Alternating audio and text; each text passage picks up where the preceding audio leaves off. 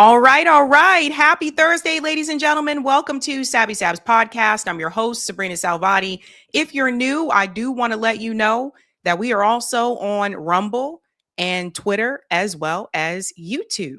So welcome back, guys. We have a lot of stories to get into tonight. We have 6 news stories for you. I have a bonus story that I'm going to discuss as well. But tonight's theme is cats out the bag. And there's a lot of things that are coming out, some of them kind of funny. The good news is I haven't had a chance to drop the beat in quite a while, but we will drop the beat tonight with one of these stories. So we have so much to get into.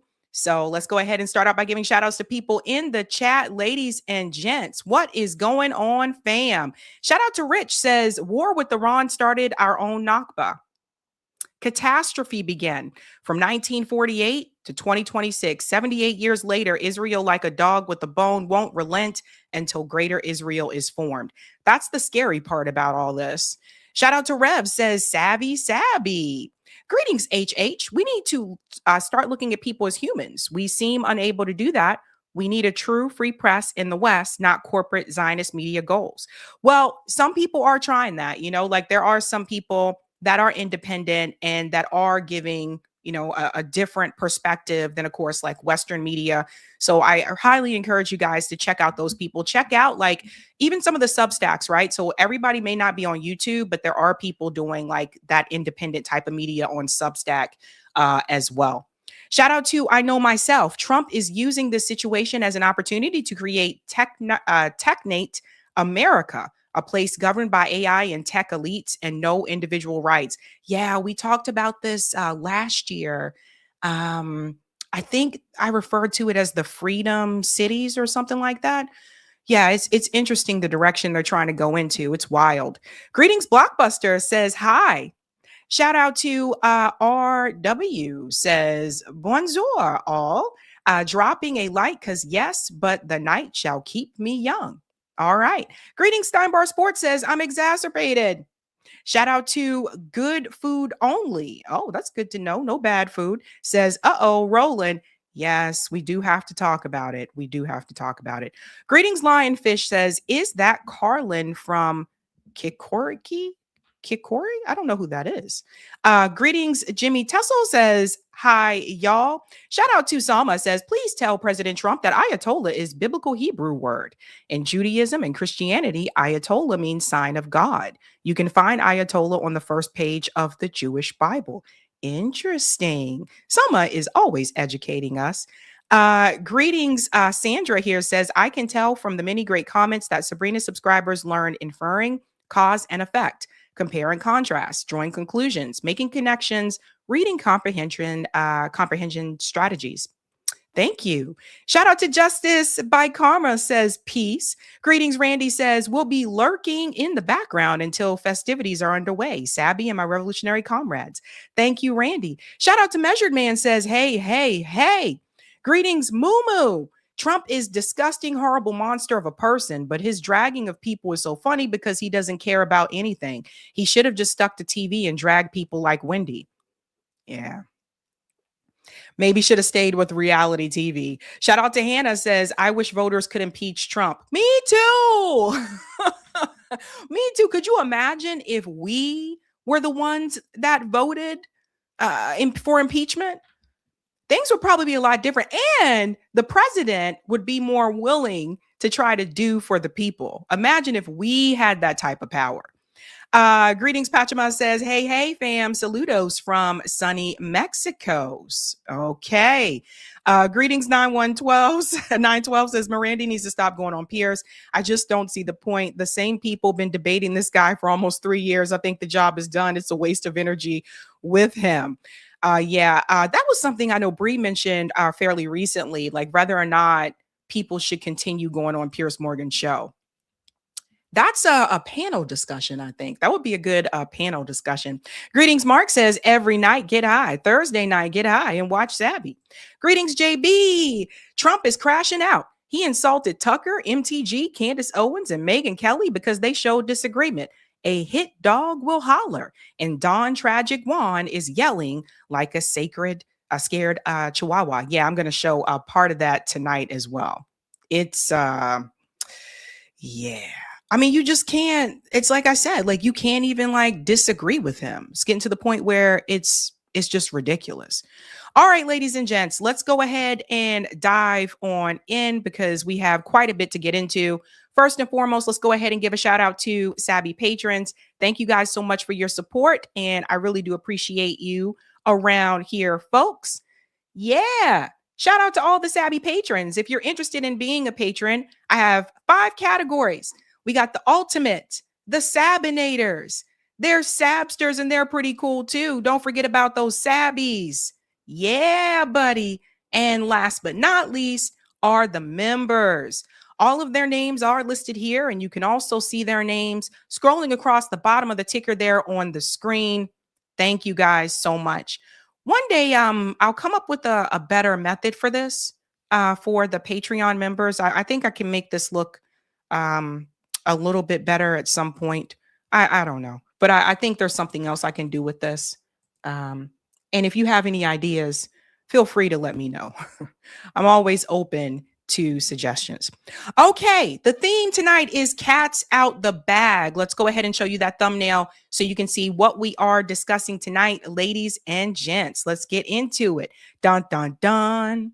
Tonight, we are discussing Iran warns the United States. Guys, I got to tell you, if there hadn't been a more embarrassing moment, I don't know what it would have been in regards to foreign policy. But everything is coming out now. We're going to get into all of that. We're going to get into this agreement, which included Lebanon, what Israel has been doing to Lebanon, the so-called peace talk that is supposed to happen, and everything else that's been happening in between. But the Trump administration has been greatly exposed here, not just by Iran, but also by Pakistan. Trump is crashing. He's crashing out. We're also going to discuss Professor Marandi debated Piers Morgan yet again. Piers Morgan was a little bit nicer to him this time, but I think we're definitely going to have to drop the beat during that story because Professor Marandi really, he schools Piers every time, but one topic in particular, he really like nailed him on. So we're going to get into all of that. We're also going to discuss Tyler Robinson. That's him there right next to Professor Marandi. Something was brought to my attention that the Tyler Robinson timeline apparently does not add up. New information that came my way. Ladies and gentlemen, this cover up is bigger than I think we may have even imagined. We're also going to discuss Roland Martin. Roland Martin is mad. He's mad. And he seems to be mad at other commentators.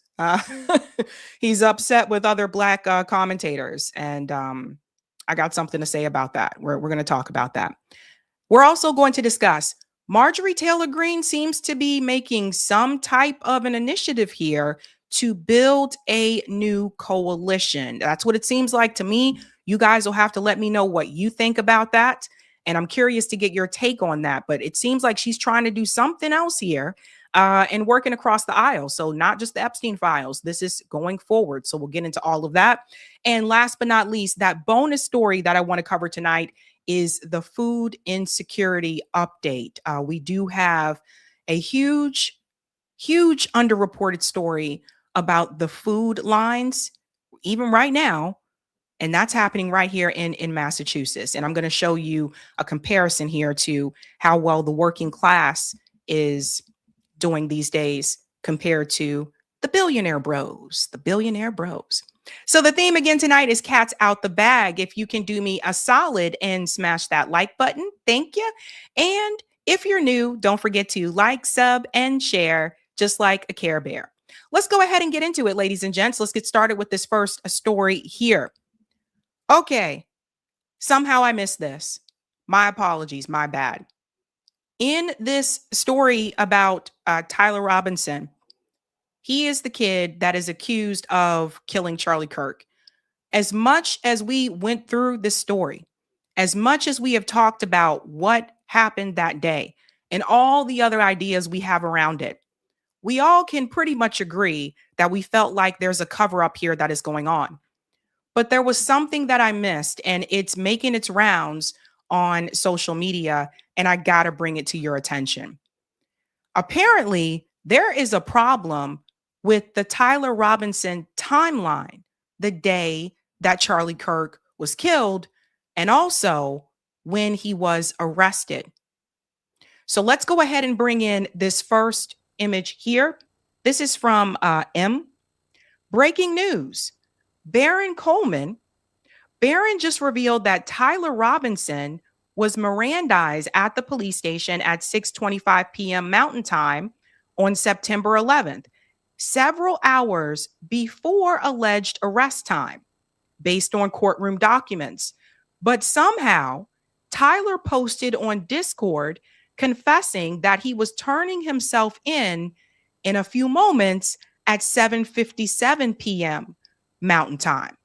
So just to flash back for a second, when we started talking about those Discord messages, one of the things that I did show you at that time was that the company Discord said that they didn't have an account registered with their platform that belonged to Tyler Robinson. But the FBI said that there was an account that was attached to Tyler Robinson. So I was like, okay, these two stories don't add up. And we did talk about that. But I totally missed the time. And I want to show you the screenshots here because this is very strange, ladies and gents. As you can see, the first screenshot here shows 6:25 p.m. Right? So that's supposed to be that arrest time. And here's the quote right here. So Tyler, before we begin, I'm just going to read you your rights. So this is when he was arrested. Now, if we go to that Discord message, and many of you are on Discord, and it's not really my thing. I have a Discord channel for you guys to chat with each other, but I've never been great with Discord, so bear with me. But here it shows on September 11th, this message that the FBI said was from Tyler Robinson from the account Zealous Monkey says, "Hey guys, I have bad news for you all. It was me at UVU yesterday. I'm sorry for all of this. I'm surrendering through a sheriff friend in a few moments." Okay. What I missed was the time. So according to the screenshot from Discord, it says 8:57 p.m. Problem is, according to the FBI report, according to the sheriff's office, he was arrested at 6:25 p.m. This is supposed to be the same day. Now, again, if he was arrested, he wouldn't have been able to post on Discord, not after he was arrested. But there's more to the story. So we're going to dive into this a little bit more. And I'm so sorry, guys, that I missed this. Somehow I just didn't. I guess I got to look at timestamps, but I totally missed that. Now, we're going to get to this part here because this guy here, his name is Sam Parker. He drew up a good timeline. He said there is an impossible Tyler Robinson timeline. Again, so let's go back to September 11th. New info. 6:25 court documents show that Tyler Robinson was read his Miranda rights. Okay. Old info. 7:57 p.m. the Discord message and confession allegedly posted by Tyler Robinson appear. An hour and a half later, he is Mirandized at the sheriff's office. 7:58 p.m. press conference. In Utah County puts out enhanced pictures of an alleged suspect in the stairwell. Tyler's father, who would then turn him in, but oops, Tyler is already at the sheriff's station. And video of a tiny figure dressed in black running on the roof of the Losi building. So the one thing that I never was really confident about was his father turning him in. And the reason being is because it seems like we have not heard from the dad, right? So that's part of that. The other part about this that I want to get to is that I also found it kind of strange that the day that he was arrested, all of a sudden that video footage of him walking into the police station is no longer available. So the video's gone. The sheriff who spoke that day at the press conference, he resigned. And the Discord time is now appearing after he was arrested. Let's go to more here. Like I said, he did a good job of this. Those in attendance: Utah Governor Spencer Cox, Utah LG Henderson, FBI Kash Patel, FBI Director Dan Bongino, Utah County Sheriff Mike Smith, and Special Agent Robert Bowles. At 8:02 p.m., Sheriff Brooksby allegedly receives word that Tyler wants to turn himself in and he's having feelings of unaliving himself. At 8:04, Brooks allegedly calls Sheriff Smith to tell him, but Smith is literally standing in attendance at the press conference in Utah County. At 10 p.m., Utah County Police Officer Brian Davis arrests Tyler Robinson at the Washington County Sheriff's Office. But there's just one problem. It's a 3.25 to 4-hour drive from Utah County to the Washington County Sheriff's Office, depending on traffic. His arrival and arrest of Tyler matches the newly discovered 6:25 p.m. Mirandizing time of Tyler, not the 8:04 p.m. phone call from Brooksby to Smith. September 12th, 6 a.m., President Trump says they have a suspect. At 7 o'clock, between 7 and 7:30 a.m., Kash Patel announces that it was a 33-hour manhunt, which would have been 9:23 p.m. September 11th, Utah time, 3 hours after Tyler Robinson was first Mirandized at the sheriff's office. September 11th, Sheriff Brooksby holds a press conference reaffirming the 33-hour manhunt. Brooksby also alleges those two phone calls on September 11th at 8:02 p.m. and 8:04 p.m. as stated above. Now we're jumping to March 27th. Sheriff Nate Brooksby suddenly resigns without an explanation. By the way, this comes after the defense argued that the bullet did not match the gun. That was when he resigned. At a minimum, all of these officials know and have known since September 11th that the press conference where they allege to still not have a suspect in custody and the alleged confessional Discord messages all occurred after the actual capture of Tyler Robinson at 6:25 p.m., an entire hour and a half before the start of the press conference and the timestamp on those messages. So if we go back to that again, and we just look at that Discord stamp here, again. So sometimes law enforcement has kind of had this way of, if they feel like the person that they captured is that person, but they don't have enough evidence, they have been known to plant evidence, to plant something. This has happened multiple times. Look it up. Look it up. Because they'll believe that this is the person, but they don't have enough evidence to prove it's that person. So law enforcement has been known to plant evidence before. So here's what I think happened. I was always questionable about this Discord message.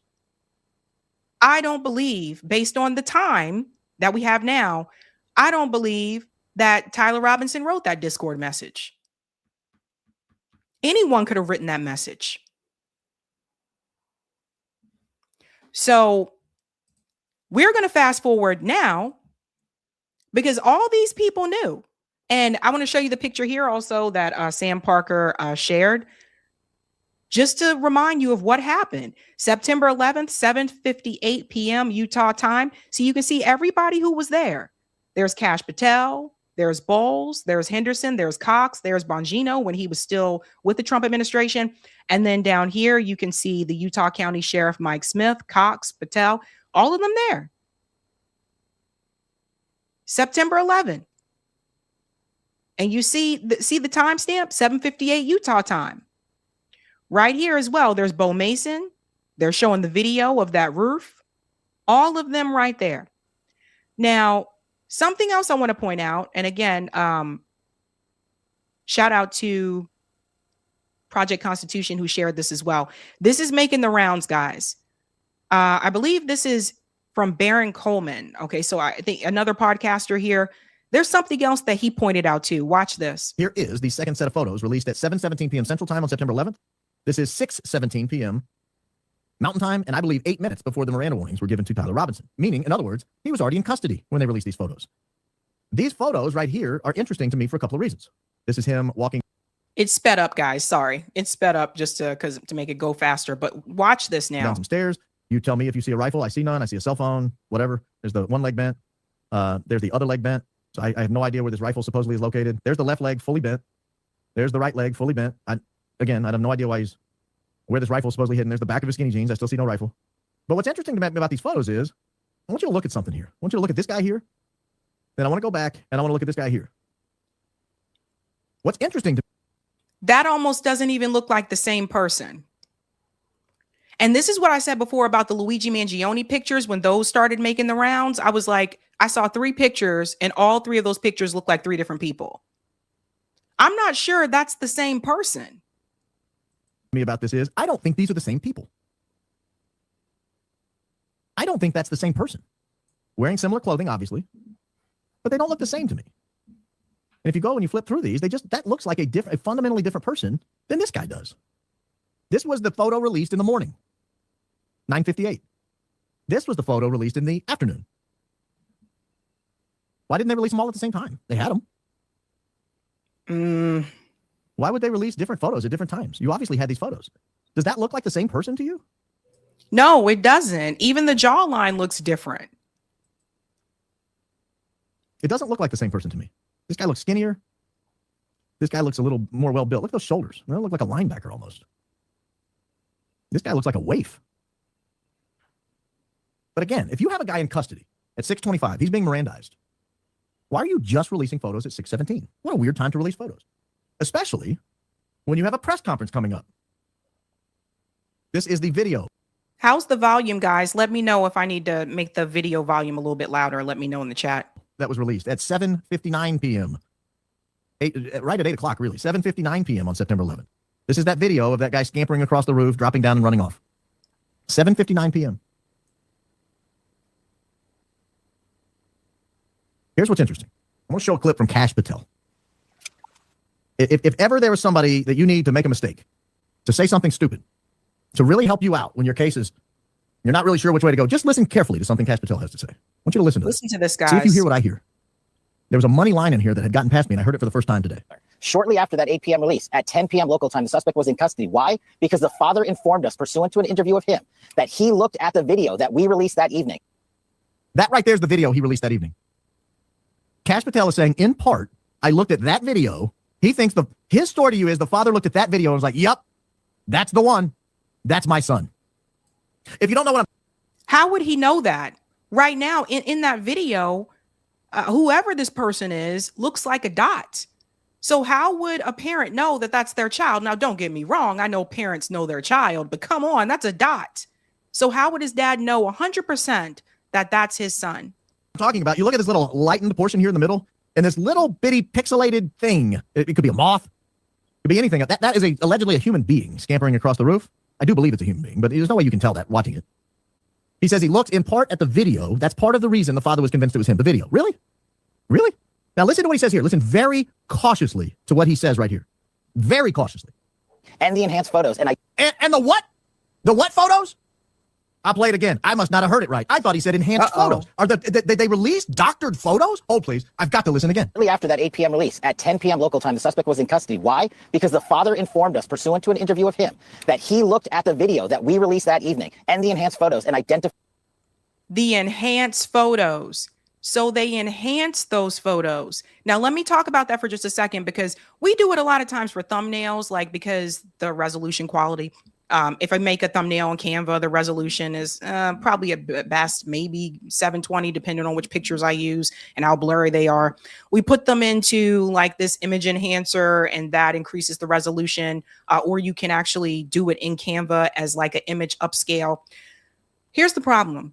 Depending on how fuzzy and blurry the picture or the video is, sometimes when you enhance it, it can make the person not look like themselves.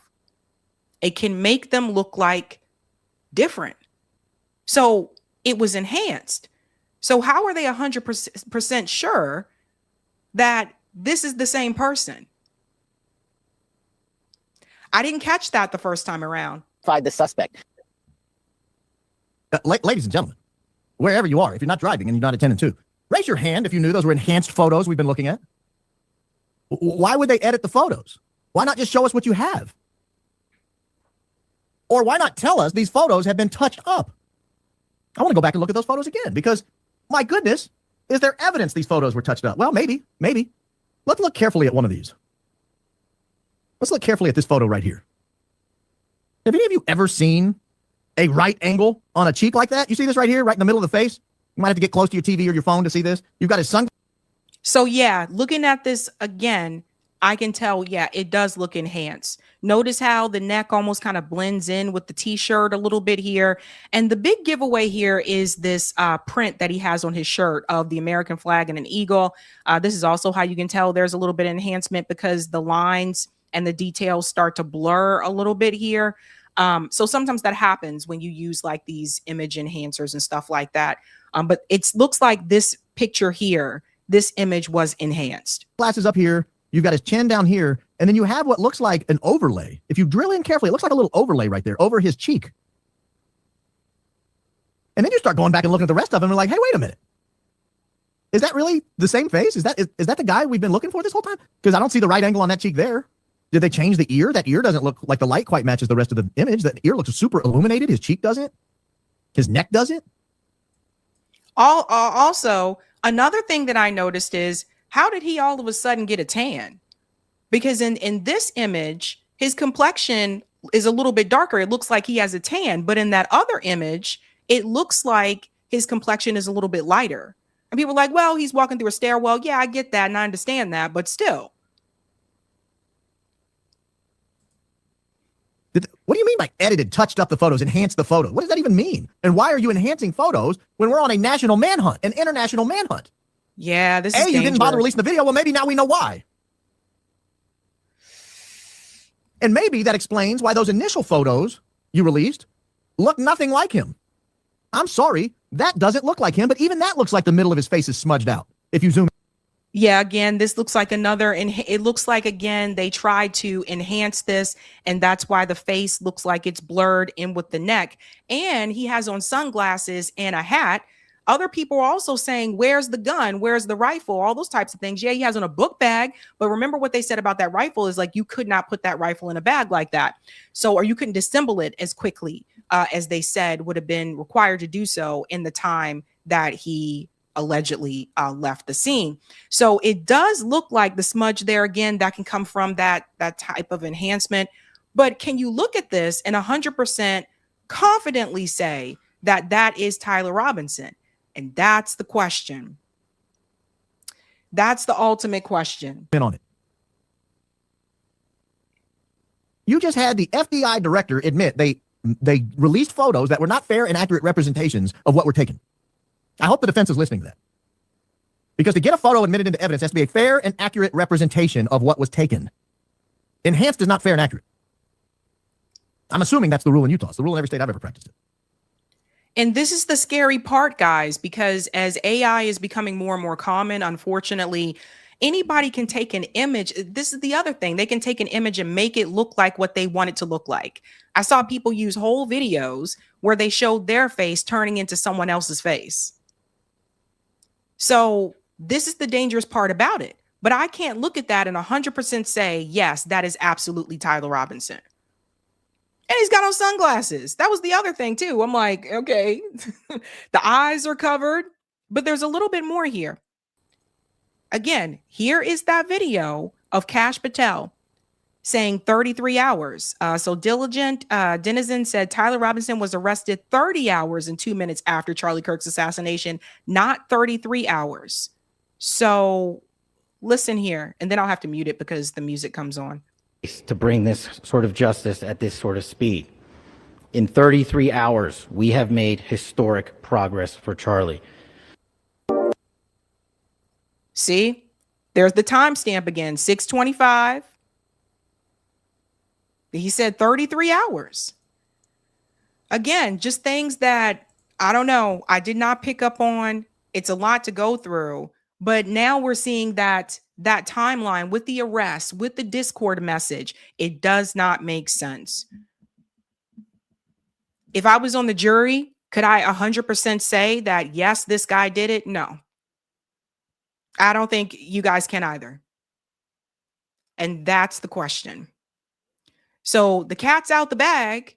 that apparently the Discord message was sent after Tyler Robinson was arrested. Strange times we're living in, ladies and gentlemen. Strange times. Let's go to some of the comments here, ladies and gents. Thank you for the super chat, my M2. Cancel your cable subscription and spend that money on the great independent media outlets out there like Sabby's. Oh, I don't know people that, I don't think people still have cable that I know. I don't think so. But thank you. That's really sweet. Thank you, JJ. Have you seen the Iran Lego videos? Yes, I have. I've been told not to share the AI videos, though, because people told me by doing that, I'm helping the data centers. So, but I've seen them. They're hilarious. Shout out to Measured Man for gifting 5 Sabby memberships. Thank you so much. And congrats to those who received it. Thank you, Flyaway. Got my coffee and Sabby. Coffee in the evening. Thank you, Imberg. It looks like Iran might save us all with letting the paper tiger U.S. empire out of the bag. Hope they increase their demands to free Palestine. I do too. We're going to get into that. And thank you for this one. Thoughts on Massachusetts House Bill 5349 on the social media ban for teenagers combined with the Senate bill on banning electronic devices in schools. I'm worried. I have to look at that a little bit deeper. There's some weird things happening in Massachusetts right now, you guys. Some weird things. And thank you, Tuxedo. Begs the question, who did send those texts? Yeah, begs to question. All right. All right, ladies and gents, let's move on to the next story. Smash the like if you haven't done so. And this one, I don't know. You guys let me know how you feel about this, okay? Marjorie Taylor Greene apparently seems like she is looking to, or is willing to form some type of a coalition. And she's no longer in Congress, but she hasn't stopped trying to fight in some way, shape, or form. And I want to show you guys this. Like, she's still doing interviews. She's still talking about how upset she is. But she just said something recently in this Alex Jones interview where she feels like the Republican Party is done. Let's get into this. And then I'm going to tell you about, it looks like this coalition that she wants to start building here. Okay, here's what we have to do. We have to be realistic about the Republican Party. The Republican Party needs burned to the ground. It's completely controlled. As a matter of fact, much of Congress is controlled by AIPAC and by Zionists, and that is a serious problem. That means you, the American people, don't control your own government and those you elect. They're controlled by donors that have one specific interest, and that is Israel. Now, we're talking about the secular government of Israel. We're not talking about Jewish people, so I don't want to hear any of the anti-Semitism stuff. We're over that. Here's what we have to do, Alex. We have to support candidates, and we have to fight hard for candidates that will not take money from AIPAC or AIPAC adjacent donors. That is a very serious issue. And the reality about Trump, everybody's like, what's wrong with Trump? The president is controlled and everyone can see it. People are just afraid to say it out loud. But the reality is that he's completely controlled. Look who his biggest donors are. Look at Miriam Adelson. And this is the reality that has to be talked about. And it's gotten to a point where I'm afraid people aren't opening their eyes, but you need to open your eyes.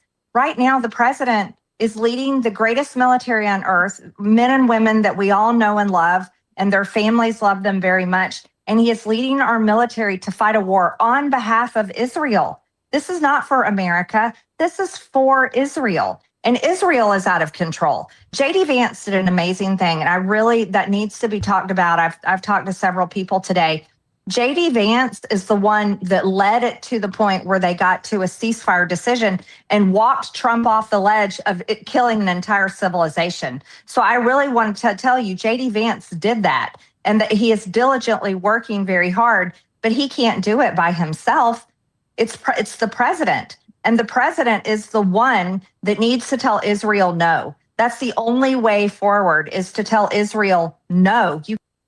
But J.D. Vance isn't going to tell Israel no either, right? I know a lot of people are looking at J.D. Vance might be better option than Donald Trump, but he's not going to tell them no either. You cannot control our military. No, you cannot have our money, our hard-earned tax dollars. We won't give it to you while you're killing people in Lebanon, and you you carried out genocide in Gaza. I mean, it is horrific what is happening. And they broke the ceasefire and blamed Iran. Doing. So in closing, looking at this, I'm really concerned about Israel or their agents conducting a false flag to blame Iran to legitimize a full war, or nuking, as Michael Savage said today on the show, to get us into full war. I am afraid, and I'm giving credit to what Michael Savage said and what you have said and others are saying. I fear that we will see a nuclear bomb used on Iran. And I think that'd probably be the worst thing we could see in our lifetimes, is a nuclear bomb used on anyone. But I think that's where this is headed. I believe that's what Israel wants. I'm worried about that too. I do not put it past Israel or the United States to use a nuclear weapon against Iran. I really don't. And I'm here to tell you, that would be one of the saddest things that we could do as a country. And there's no coming back from that. There just isn't. But I just don't put it past them. And I'm afraid, based on President Trump telling us, watch Mark Levin, and then Mark Levin laying out all the reasons of why nuclear weapons need to be used. I'm truly afraid that this is where it's headed. And that's why I was willing to say 25th Amendment. This is completely, me too, but just think about out of control. That won't knock the regime out. Then we're the bad guys in the eyes of the world. That is the most insane move that could possibly happen. And in the final piece, I keep saying that, I gotta go, is this. I'm sure you saw it. Last week, he's like, we don't need to worry about Medicare and Medicaid or child care. We're a war economy now. And his new legislation he brought in, even Bloomberg called a war economy, just like Europe. So he's the peace president now saying, we're not worried about Medicare and Medicaid. We're about war now, not about everything he said. This is a nightmare. But again, even if he's going to do that, who politically would say, I'm going to cut your Medicare and Medicaid? Because the United States can't take care of daycare. That has to be up to a state. We can't take care of daycare. We're a big country. We have 50 states. We have all these other people. We're fighting wars. We can't take care of daycare. You got to let a state take care of daycare, and they should pay for it too. So I played that before when he went on to say that, we got these wars to pay for, so that's why we can't do that. But I do want to interject something here. When people say let the state pay for it, where do the states get their money? Well, states have budgets, and different states have different budgets depending on, how much money is coming into the state. But where else does the state get their money? I'll wait. The federal government. That's why, remember when Zoran went to go meet with Donald Trump and he said, these are the things I want to do in New York City. And he knew that Donald Trump as president, the federal government has to approve some of those things for him to get that money. That's why he went to have that meeting. So educate your friends about this. This is something I had to learn as well. So we are all learning together. But when people say just leave it up to the states and let the states pay for it, states have budgets, but when they're trying to implement other things, remember, some of that money comes from the federal government. So that's just something to keep in mind. But the point that they're making there again is that obviously Donald Trump is not focused on America first, right? He's not focused on that. He's focused on Israel. He's focused on Greenland. Hell, Greenland. She also went on to another interview very recently. And this is on CNN, one of her more recent ones, talking about this as well. She has not stopped talking. A lot of times people leave Congress and they just shut the hell up, but she hasn't stopped. Called for the president to be removed from office under the 25th Amendment to the Constitution after that threat that he made about destroying the whole civilization of Iran. The president has a long history of shocking and unprecedented social media posts. Why was this the final straw for you? Because it's absolute madness. How can any person that is mentally stable call for an entire civilization of people to be murdered, to be wiped out, to never come back again? That's what the president called for. And that shows that there's serious instability in his thinking, that he would, not only would he even say that in a private room perhaps with his advisors, but actually go to his megaphone, his Truth Social, and post that for the entire country and the entire world. And it's unreal. This should never be tolerated. I know it's a very difficult, hard stretch to see it actually coming through, but the conversation needs to be had, and he's out of control. And people within the administration need to step up, take responsibility, and rein this in. I think many of you are saying it in the chat. I think she might be gearing up for a presidential run too. I think so too. But that's not the big news. The big news, and I want to show you guys this, and I want to hear your thoughts on this. Rokana posted this video, and pay very close attention to what he said because it's something very revealing. And Marjorie Taylor Greene responded to it in a very positive way. So let me go ahead and bring this in. Rokana says Trump backed down. So this was right after that ceasefire was announced.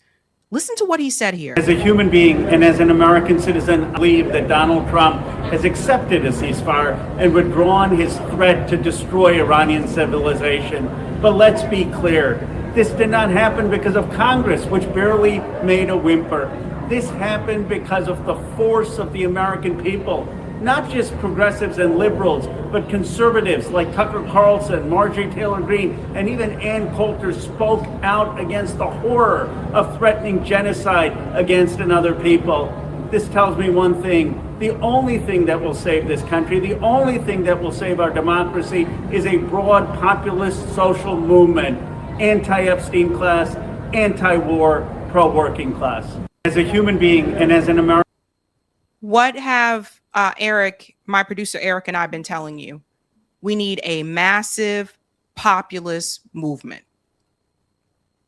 Rokana's watched this show before. He's been on the show. So you guys, I'm gonna tell you this. You never know who is watching. You never know who is watching you. So I think they've been listening to what we're saying in independent media, not just necessarily me, but others as well. The fact that we need a massive populist movement in this country to make a change. But what he also said is that none of this happened because of Congress. Did you catch that part?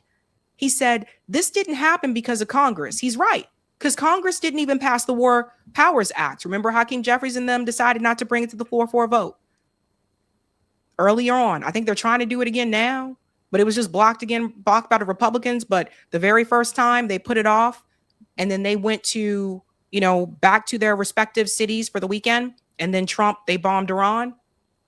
Right. They knew that was going to happen. I mean, it's common sense.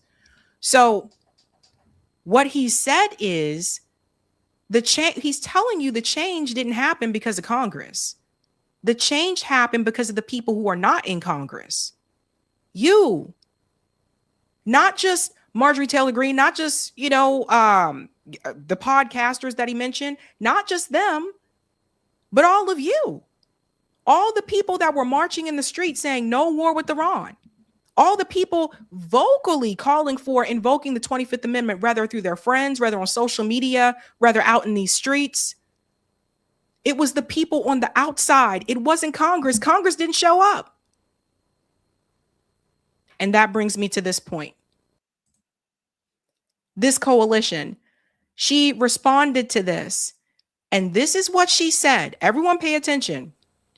Ro, I agree with you that we need a strong populist coalition of the right and left that can come together on the most important issues for the future generation of Americans. This is coming from Marjorie Taylor Greene. This is no easy task, given years of deep political divisions between the right and the left on issues both sides are passionate about. For the sake of my children's generation, I'm willing to come together, go to the whiteboard, and begin to try to sketch something new. And this is what makes me wonder, because she said something new. And they're talking about a left and a right populist coalition coming together. Now, some people saw this and they thought, well, is she talking about another party? Is she talking about like independent runs? Like, or a movement outside of electoral politics. Like, she said something new. She goes on to say here, we both know the powerful political industrial complex of the Democrat and the Republican parties will do anything to stop a right-left true America First coalition supported by ordinary Americans and not big money special interests and foreign agents and their donors. This is likely the only way to break free of the corrupt system from both sides that control everything, constantly goes to war, and only enriches themselves while average Americans continue to lose. It's definitely worth starting the conversation. Now, I'm going to go ahead and tell you this. To me, that sounds like another party. To me, that doesn't sound like she's saying, let's do this with the Republican Party and the Democratic Party. To me, that sounds like a whole new thing. And to me, it sounds like what many of us were asking Bernie Sanders to do after his 2016 run, after the Democrats, the DNC cheated him. A lot of us said draft Bernie. We wanted Bernie Sanders to start and build something, a third party. And we would have went with him. For people who says like, no, you guys wouldn't have done it. No, we would have went with him. We were ready. So if this kicks off, and I'm going to tell you, if this kicks off, if something like this happens with those two, that would be very impressive to see. And I don't know, maybe she's not talking about a political party. Maybe they're talking about some type of movement outside of electoral politics. The point is they're talking about something different. Now, we know that they've already worked together before. Look at the responses, guys. Ryan Grimm said, you and Ro Khanna are welcome to sit down on breaking points, set aside a few hours and see where the alignment is and where the tension remains. Would be a good conversation to have regardless. Cenk Uygur said, the cancer in our politics isn't even Israel. It's money in politics. That's how Israel and big pharma and defense contractors and every other lobbying group bought almost all of our politicians. If we can come together to get money out of politics, we can get our country back. Eco lefty. Hell has frozen over. Far right ex-conspiracy troll MTG unites with progressive firebrand Roe to save the planet from war. I'll take it. Stop the madness. Work together.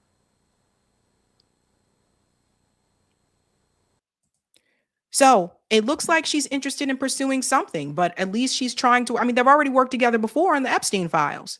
So she knows she can work with him. He knows he can work with her. So I'm curious to see what happens from this. I am. Now, I'm not going to get out there and say, oh, they're starting another party and they're going to run for president. I don't know. But it sounds like they're interested in doing something else. And I think sometimes you just need to have a start from square one. So many of us have been wondering, like, what is Marjorie Taylor Greene going to do since she left office? And now the cat is out the bag. It seems like she's going to try to do something else that's outside of these two parties. We'll have to wait and see what that becomes. All right, ladies and gents, let's go to some of the comments here. Huey said, where has MTG been? This has always been the issue. Yeah. Look, we got to do what I look at it this way.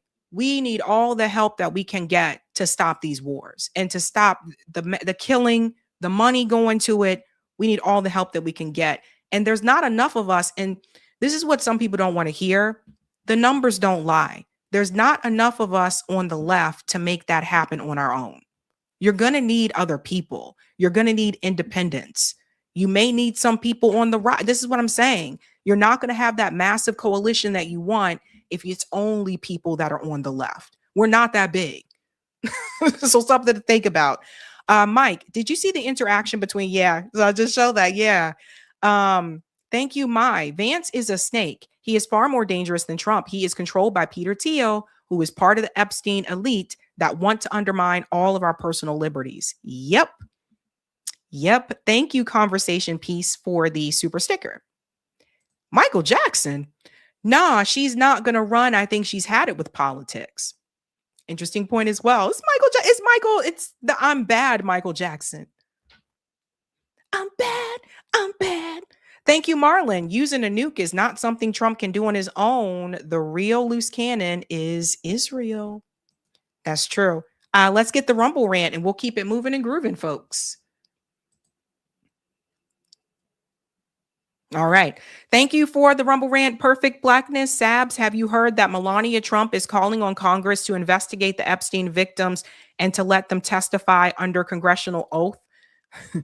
Eric mentioned it briefly to me today. It's kind of hilarious. I'm like, she was in Epstein's circle, and so was Donald Trump. Why don't you start with yourself? Start with yourself and start with Donald Trump. Oh my God. Oh my God. Okay. Let's I'll start with this one. Yeah. Let's get to the Iran story. Jesus Christ. So it has been an embarrassing past 48 hours for the Trump administration since the ceasefire with Iran. I want to explain to you what has transpired since then. First of all, Donald Trump is not happy. He's very upset. He's crashing out right now on Truth Social. We'll start with this. And this is all embarrassment. I know why Tucker Carlson, Megyn Kelly, Candace Owens, and Alex Jones have all been fighting me for years, especially by the fact that they think it's wonderful for Iran, the #1 state sponsor of terror, to have a nuclear weapon, because they all have one thing in common: low IQs. They're stupid people. They know it. Their families know it. And everyone else knows it too. So you see, it's not just Jasmine Crockett that he thinks is low IQ. Donald Trump thinks anyone who disagrees with him or calls out his bullshit is low IQ. He can't even come up with new terms anymore. It's just, everything's just low IQ. He goes on to say this here. Look at their past. Look at their record. They don't have what it takes and never did. They've all been thrown off television, lost their shows, and aren't even invited on TV because nobody cares about them. They're nut jobs, troublemakers, and will say anything necessary for some free and cheap publicity.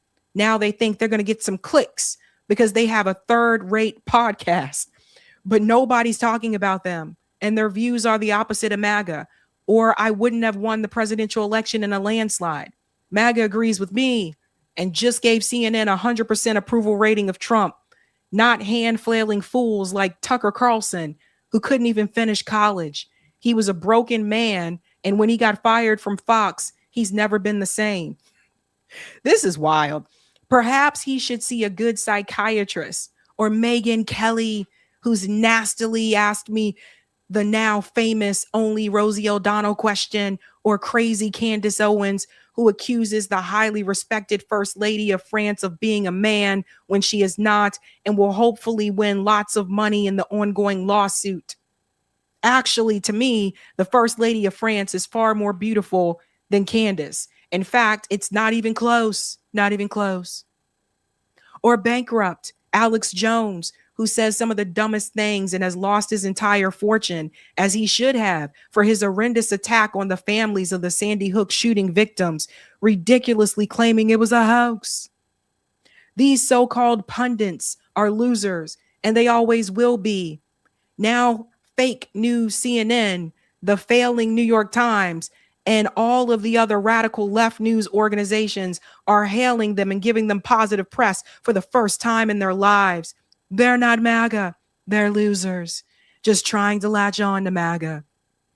As president, I could get them on my side anytime I want to, but when they call, I don't return their calls because I'm too busy on world and country affairs. After a few times, they go nasty, just like Marjorie Trader Brown. But I no longer care about that stuff. I only care about doing right for our country. I could go on and on, yada, yada, yada. Here's the problem. Trump is pissed off because the lies about the war with Iran did not hold. In fact, even J.D. Vance, tried to protect it, but he gets called out later on as well. Here's J.D. Vance blatantly lying about the ceasefire agreement, including Israel not attacking Lebanon? Well, first of all, I know there's been some conversations between the Israelis and the leadership of our country today. I haven't been involved in that because I've been busy doing stuff in Hungary. I'm actually supposed to get an update when I get on the plane. But let me say a couple things. First of all, I actually think, and there's a lot of bad faith negotiation and a lot of bad faith, propaganda going on. I think this comes from a legitimate misunderstanding. I think the Iranians thought that the ceasefire included Lebanon, and it just didn't. We never made that promise. We never indicated that was going to be the case. What we said is that the ceasefire would be focused on Iran, and the ceasefire would be focused on America's allies, both Israel and the Gulf Arab states. Now, that said, the Israelis, as I understand it, again, I'm supposed to get a fuller report when I get on the plane, have actually offered to be, frankly, to check themselves a little bit in Lebanon because they want to make sure that our negotiation is successful. That's not because that is part of the ceasefire. I think that's the Israelis trying to set us up for success, and we'll, of course, see how that unfolds in the next few days. But look, if Iran wants to let this negotiation fall apart in a conflict where they were getting hammered over Lebanon, which has nothing to do with them and which the United States never once said was part of the ceasefire, that's ultimately their choice. We think that would be dumb, but that's their choice. Mr. Vice President, Iran is continuing to block the Straits of Hormuz. Do you have... So he's lying. He's lying. And I'm going to explain this to you. An expectation of when that strait is going to be open? Well, we've already seen an increase in traffic today. Hopefully we'll see an increase in traffic tomorrow. We actually think that we are seeing signs that the Straits is starting to reopen. I think you guys have probably seen oil prices have come down. So I think the oil markets, the gas markets are seeing the same thing. But the president's very, very clear. The deal is a ceasefire, a negotiation. That's what we give. And what they give is the Straits are going to be reopened. If we don't see that happening, the president is not going to abide by our terms if the Iranians are not abiding by their terms.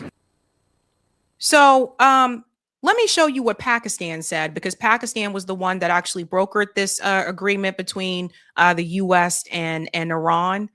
So J.D. Vance, Caroline Leavitt, Donald Trump, they have been saying that Lebanon had nothing to do with this, even though I showed you that entire 10-point plan, which was also advertised on Fox News. And it said, this is what they're going to do. I shared that last night. I did a breaking video Wednesday night to catch up with all of this because so much was happening, right? And then I also showed you in that video that the U.S. and Israel, Iran said they still struck them after that at that oil facility, the Lavon oil facility as well. So listen to what Pakistan said, because they're getting really embarrassed. Here we go. Israel has continued to attack Lebanon, saying it is not part of this ceasefire, despite your Prime Minister, Sharif, saying it is. Can you clarify what the parties of this war have agreed to there? And are you concerned Israel could derail the broader ceasefire agreement at this point? Well, as the description and understanding has come from the highest level in Pakistan, so it could not have been more authentic in terms of the offer made by the Prime Minister and accepted by the two conflicting parties. So that agreement came from the highest in Pakistan. So he's telling you where the agreement came from. He's saying this in a nice way. Of affording a ceasefire for 2 weeks. So it could not have been more authentic, and the understandings associated with it could not have been more true. But of course, this is a situation of a ceasefire that could be disrupted, and there have been instances in the past where ceasefires have been disrupted. So we perhaps would all want for the best to happen. So you're confirming that, as far as the Prime Minister is concerned, that Lebanon is included in this ceasefire, despite what we have heard from the Prime Minister's office in Israel today? Well, as Pakistan is a faithful facilitator, I think the understandings coming from the highest level in Pakistan need to be accorded primacy and certainly authenticity. So the answer is yes. Okay, thank you, sir. The answer is yes. Yeah, And it was authentic, he said. So Donald Trump, J.D. Vance, and of course, Pete Hegseth were caught in a lie, right? That includes that press conference that Pete Hegseth had. But some more lies are coming out. Oh, it's coming out, honey. Pete Hegseth and Donald Trump, they said that Iran was begging for a ceasefire, begging for a deal. That wasn't the case. And now that's coming out as well. Adam Cochran shares this. FT, which is Financial Times. Financial Times has confirmed what we all speculated from the draft for Pakistan Prime Minister post. The White House pushed Pakistan into brokering this ceasefire as Trump was desperate for an out. Iran had to be dragged to the table, which is why their demands have not changed and why this peace will break down as neither want to budge on terms. Trump is trying to negotiate as if he has leverage, and he doesn't. But his inability to cede points means we're not any closer to a resolve. What did I tell you guys? Here's another one. I think this is the one I wanted to share. Yeah, I'll get to that in just a second. So what it is telling you here is that Trump was looking for an out. But of course, he's not going to say that to the American people. Him and Pete Hegseth aren't going to say that. They're going to make it seem like Iran was the one that wanted an out. Should have never struck Iran. Should have never struck Iran. Never. In fact, I mean, the logic that is coming from the Trump administration goes a little something like this. This guy did this so perfectly. All right, I'm not sure why we're all still having trouble with this. Let's try it again from the top. This is a victory for the U.S. because our goal from day one was for Iran to open the strait that didn't close till after we attacked, which was completely controlled by their military we had total dominance over. And it was a waterway that we could have taken over, but instead asked for help that we didn't need, but we'll remember that our allies did not give us. All because of the negotiating power of a FIFA Peace Prize recipient's threat to annihilate a civilization in order to liberate them from a regime that changed, which was not our goal, but we will take credit for, from an old man who hates us to his younger son who hates us for those reasons and that we killed his father. And while it is not clear the status of Iran's nuclear capabilities that we obliterated last year, but were going to be a problem in 2 weeks, one thing is for sure. They now have more money and control of the strait than they had when they made the old deal that we ended because it was terrible. Now, I think that is enough about authoritarian propagandistic regimes. Does anybody have any questions about the Trump Library golden statue? Perfect way to kind of sum it up, right? That's the word salad they've been giving you, just showing you blatant lie after lie. Now, let's get to another thing that has now been revealed about those troops. More and more is coming out. Did you know that there are now U.S. troops, apparently those that were sent to Kirk Island? These troops are now speaking out, and they're saying that they were completely abandoned. Abandoned. You can see part of it here. Shout out to Michael Kaplan for this one. U.S. soldiers who survived Iran's deadliest attack on American troops during the 5-week war dispute the Pentagon's account of the incident. The truth, they say, is that they were left unprotected on a base that was a known target. See, everybody's talking now. Ooh, this is not good for Donald Trump and Pete Hegseth. The members told CBS News that their description of events dispute what Pete Hegseth said. So listen to this. They described the drone as a squirter in that it squirted through the defenses of a fortified unit inside Kuwait. Painting a picture that one squeaked through is a falsehood. One of the injured soldiers told CBS News, "I want people to know the unit was unprepared to provide any defense for itself. It is not a fortified position." Long story short, they sent these guys in there, and these guys were not prepared. The story that Pete Hegseth has been telling you during these press conferences is just all lies. Here's another one about the troops. Check this one out.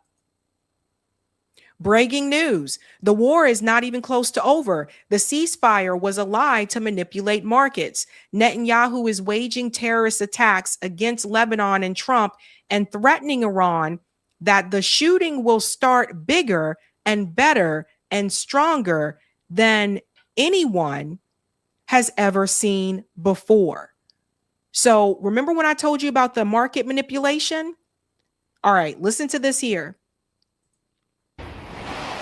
Well, in the past few minutes, Donald Trump posted a new post on Truth Social where he said, all US ships, aircraft and military personnel with additional ammunition, weaponry and anything else that is appropriate and necessary for the lethal prosecution and destruction of an already substantially degraded enemy will remain in place and around Iran until they are not taking the troops out.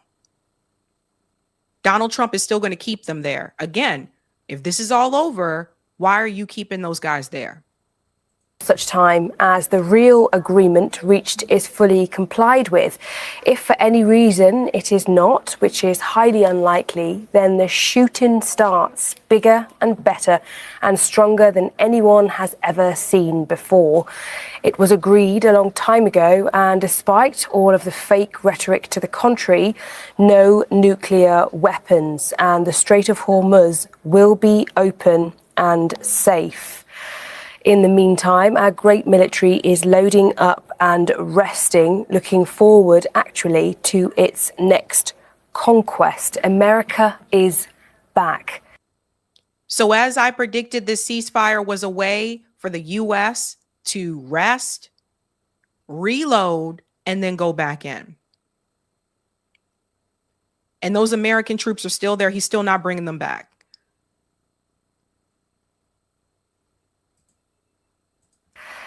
That post from Donald Trump just coming through in the past few minutes. Now, the concern, of course, with that will be that it's only just 24 hours into that temporary 2-week ceasefire that was agreed. We've already seen contradicting views and reports from different international partners about whether Lebanon was included or not. That appears to have frustrated and angered the Iranians. They have essentially closed the Strait of Hormuz. Because of that, they are saying that some of their conditions have been breached. And as you've seen from that, Donald Trump basically arguing that actually the real agreement needs to be reached fully, and it needs to be complied with from the Iranian side.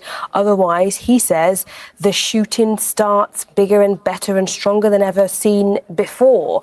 Now, that threat, of course, is going to cause concern internationally after oil price, gas price started to fall when that ceasefire was agreed.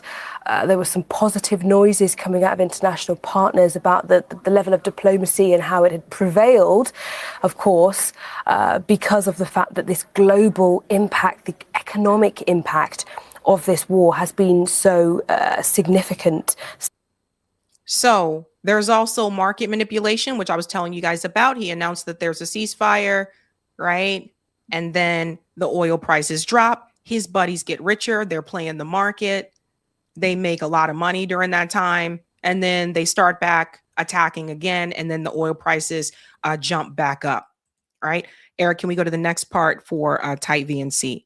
Now we're going to move on to the Israel component to all of this, because the reason why there's so much turmoil right now is because part of that agreement, as I said, was that Israel would stop attacking Lebanon. Israel has been carpet bombing Lebanon.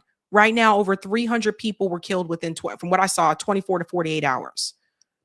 They're just bringing down whole residential buildings. Netanyahu had the audacity to come forward, and he was saying why he rejected the ceasefire. You can hear what he said here. It won't be long. I can only take so much of this. And Israel is stronger than ever. This is the bottom line of this campaign up until now. Let me say, there are still additional objectives for us to achieve, and we will achieve them either by agreement or by resumption of the fighting. We are ready to resume the fighting at any moment. Our finger is on the trigger. As you know, 2-week ceasefire has been announced between the U.S. and Iran. No, we were not surprised in the last moment, and I want to emphasize, this is not the end of the war. This is a step in order to achieve all the objectives. And Israel. So no, the war is not over for him. You guys know Israel does whatever the hell they want to do. And he also went on to like boast about killing family members. So listen to this. It's out in the open. The regime. We have killed thousands of their operatives, and we've managed to prove that we can hunt them down wherever they are. They have nowhere to hide. We've also targeted senior officials from the tyrant Khamenei until all the way to the family members of the besieged members. All the way to the family members. And he can just brag about this on public television. Imagine if it were the other way around, and if it was Iran's foreign minister or Iran's president making this same type of statement about Israel and Israeli families. Would be a completely different tune. So once again, it is Israel that is the problem, that is making things not work out. And just to show you what else they've been doing, when I said with Lebanon, again, over 300 people they have killed. They're doing mass bombings in Lebanon. These are residential buildings, and they're referring to this as Hezbollah strongholds, just like they did with Gaza. No, they're just indiscriminately bombing people, doing whatever the hell they want to do.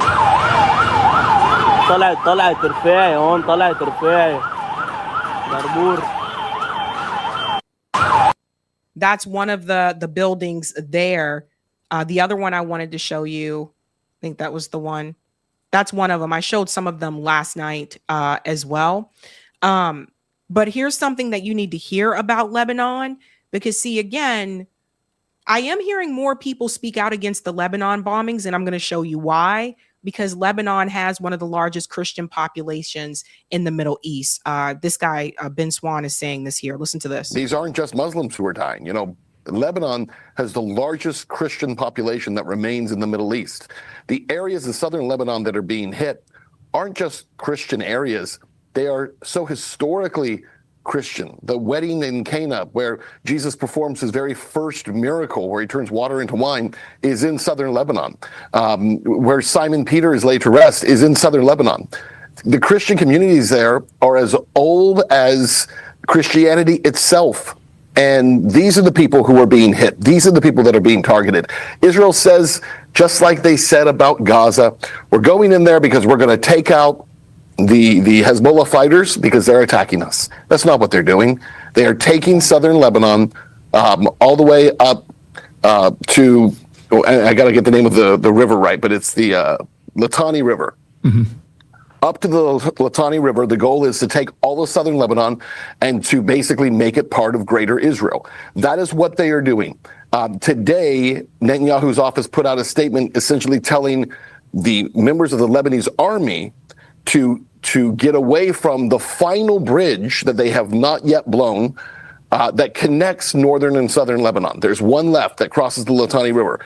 And today, they I don't know if they've hit it yet or not, but that was the warning that went out this morning. So the one place they warned about was they were going to hit this bridge. When they hit that bridge, they have now severed, geographically, physically severed northern and southern Lebanon. Southern Lebanon is what Israel intends to essentially conquer and keep. So here's the thing. Ted Cruz, Mike Huckabee, all of these evangelicals that continue to tell you that you have to be there for Israel because the Bible says so, and because this country has Judeo-Christian, I continue to tell you, Israel does not give a damn about Christians. They are killing them in Lebanon.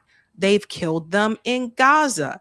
Hell, they've killed them right in occupied Palestine. They don't care.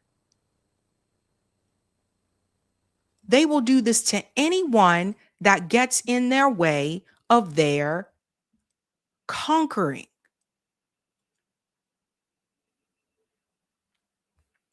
And I I'm still waiting back to see, again, like all the evangelicals that are out there telling people that you got to be there for Israel.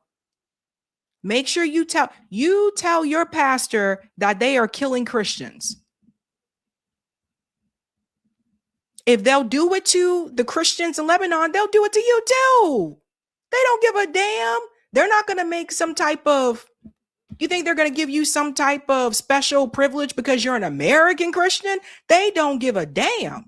They don't want you here either. The NATO portion of this is where things get wild as hell. Because of all this happening, the Strait of Hormuz right now, Iran has made certain specifications for these ships to get through. So now it's like, again, back in a similar situation where any ship can't just come through. You got to pay that toll. And obviously, they're not just going to let the U.S. ships go through or Israel ships go through, but you got to pay a toll. And it depends on what you're going to pay to get through. Donald Trump is upset with the NATO allies because he wanted them to jump in. So let me show you what's happening now. Trump is giving European allies just days to commit warships to the Strait of Hormuz, effectively threatening them to clean up his mess, per Der Spiegel, with diplomats calling it an ultimatum after a closed-door meeting with NATO's Mark Rutte. Donald Trump is also now talking about leaving NATO. Now, here's my thing on this. I don't give a damn about NATO, okay? NATO, for me,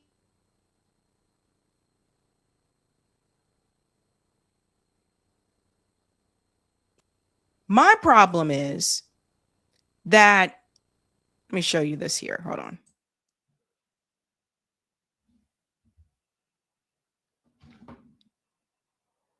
Can you still see me, Eric? Eric? Oh, yeah, you can. Okay. Okay, my mouse froze. Sorry. My problem is that with the NATO thing, I feel like Donald Trump is angry because they're not coming back in to do his dirty work. They didn't start this war with Iran. So they don't really want anything to do with this. And he really wants them to come in and help him out. And that's not happening. In fact, Spain has been very loud about this. Spain has come forward and they said, not only are they not going to help you with this, but here's the kicker. Spanish PM Pedro calls for an immediate arrest of Benjamin Netanyahu. I'm going to read it and then I'll play it because it's in Spanish.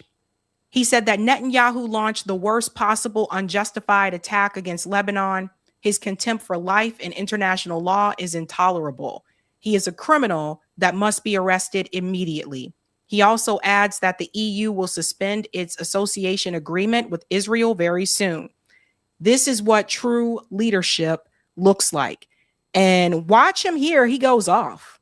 Por supuesto que vamos a poner todos los recursos del Estado al servicio de la gente para protegerles de una guerra, la de Irán, que no avala el gobierno de España.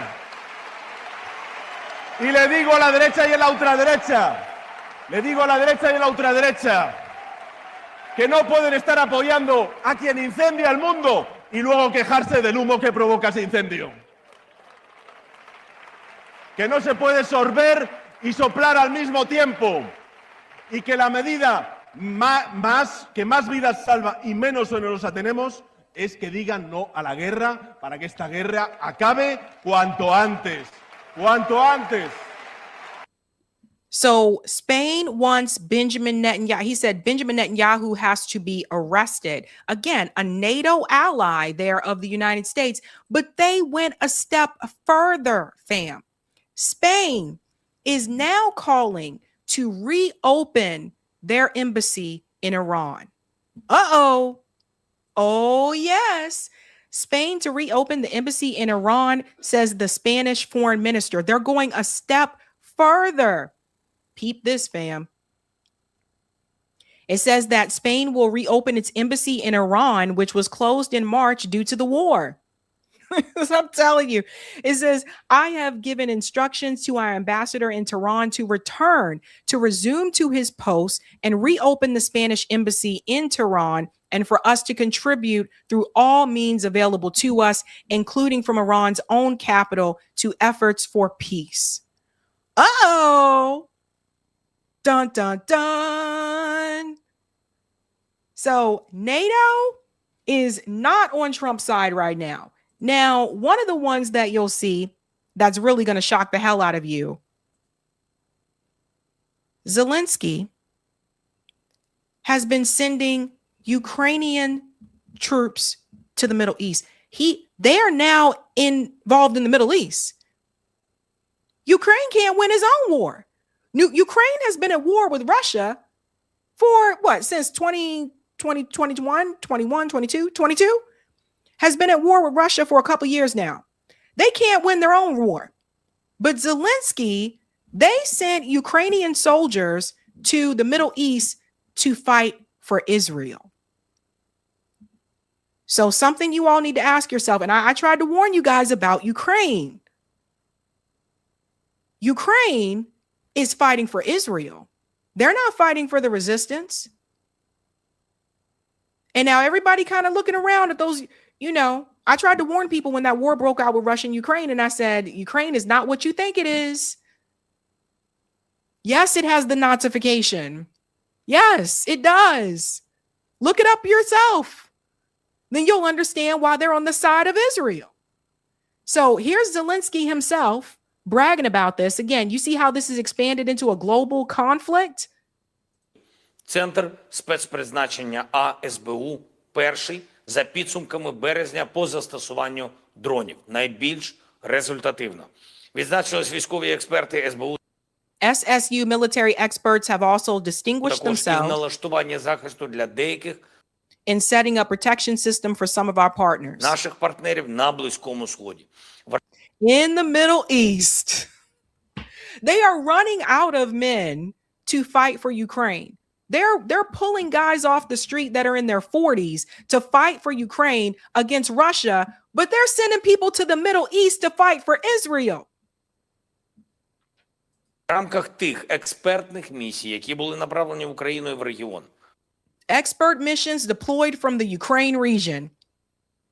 Дякую вам, воїни. Наші експертні місії продовжать свою роботу в країнах Близького Сходу та Затоки. Their expert missions will continue in the Middle East and in the Gulf region. What did I tell you? Побудувати нову систему захисту. Це завдання залишається. І на основі наших довгострокових домовленостей ми будемо залучати необхідні підрозділи. Long-term agreements, they will engage. And it goes on to say today, the United States has turned to diplomacy. So here's the thing. The other NATO allies, Ukraine's not a part of NATO, but Zelensky has been trying to make it a part of NATO, right? The other NATO allies are not willing to help Trump because he got himself into this mess. So Ukraine, that was getting all this money and all these weapons from the United States and said, we need some help. This guy was coming to this country back and forth, like, give me money. And every time they were giving him more and more money. We don't have enough soldiers to fight. We need help. By the way, this was something that NATO started. A lot of people just know the short-term history and they say it started when Russia invaded Ukraine. No, no, no. This goes back to 2014. NATO actually implemented this.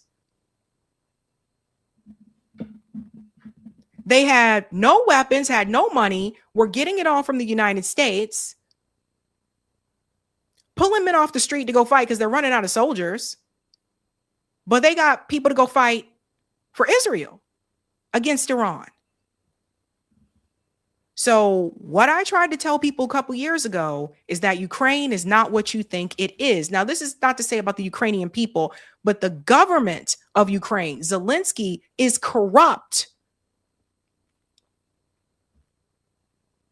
And now everybody walking around with these Ukraine flags in their social media bios, Ukraine supports Israel. They're Zionists too. Everybody get it now? Does everybody get who the resistance really is now? The countries that they have been telling you for years are your enemy, you come to find out as you get older, they are not. Crazy that Ukraine is involved in this now. Absolutely crazy. Every American should be pissed. All your taxpayer dollars going towards that. Joe Kent broke down something very interesting about this. He said, unfortunately, leaving NATO won't be to avoid foreign entanglements. We'll be leaving NATO so that we can side with Israel when Turkey and Israel eventually clash in Syria. This is after we helped topple the secular Syrian government and installed a former Al-Qaeda ISIS leader as president. Time to stop playing arsonist and fireman in the Middle East. It's just not worth it. Remember what I told you? One of the things that we showed from the Epstein files is that one of those countries that they wanted to come after was Turkey. So Erdogan, he's been kind of playing along, kind of quietly, kind of going along with, don't want to make Israel too mad, but don't want to come out and actually do something to stop Israel from killing all, the Palestinians and everyone. But there's going to come a day, if nothing changes, there's going to come a day when Israel's also going to go after Turkey. Donald Trump, again, NATO wasn't there when we needed them, and they won't be there if we need them again. Remember Greenland, that big, poorly run piece of ice? Imagine talking about Greenland being poorly run. We have our own country that is poorly run. So he wants to move away from NATO. He's seriously talking about that. My thing is he can do that if he wants to. I really don't, again, care about NATO because NATO starts wars. But what I'm also saying is, if you think about what Joe Kent said, this is a step in the direction for when Israel goes after Turkey. That day is also coming if nothing changes. This part here, also really important. Shout out to Case Study QB for doing the damn thing. This is AK Day 89 discussing Israel and Benjamin Netanyahu pushing Trump into war with Iran. This is another thing that's still coming out. The part of the story, as I was saying, is Israel, and it can't be denied. The New York Times, the Washington Post, the Wall Street Journal, tons of mainstream outlets have reported that Benjamin Netanyahu was relentless in pushing President Trump to go to war. He convinced him that it would go much more easily than it has ended up going. Our own intelligence agencies here in the United States were saying it wasn't likely that we were going to be able to do regime change and get a new, more moderate regime. It was likely that Iran was going to close the Strait of Hormuz and ignite a regional war. They were telling him the right things, but unfortunately, President Trump did listen to Israel instead. Did you guys hear what that guy just said? He knew ahead of time that Iran was likely to close the Strait of Hormuz to, of course, the U.S. and Israel. Those not also the other ones not willing to pay the toll. Donald Trump knew that ahead of time. So Donald Trump was willing to screw up the world economy to go along with Israel. This is where we're at now, folks. Cat's out the bag. And by screwing up the world economy, that also means screwing up things for farmers as well. We get into a little bit more here with the Strait of Hormuz. I want to show you this as well. Remember, farmers do rely on that oil for fertilizer as well to grow crops. Breaking news. Iran will reportedly limit vessel transit through the Strait of Hormuz to around 12 ships per day and impose tolls. I told you the tolls are coming back. That's from the Wall Street Journal. Tehran also warned it may fully block the strait if Israeli strikes on Lebanon continue, escalating tensions with the U.S. So again, that was part of that agreement. I want to show you what this looks like visually.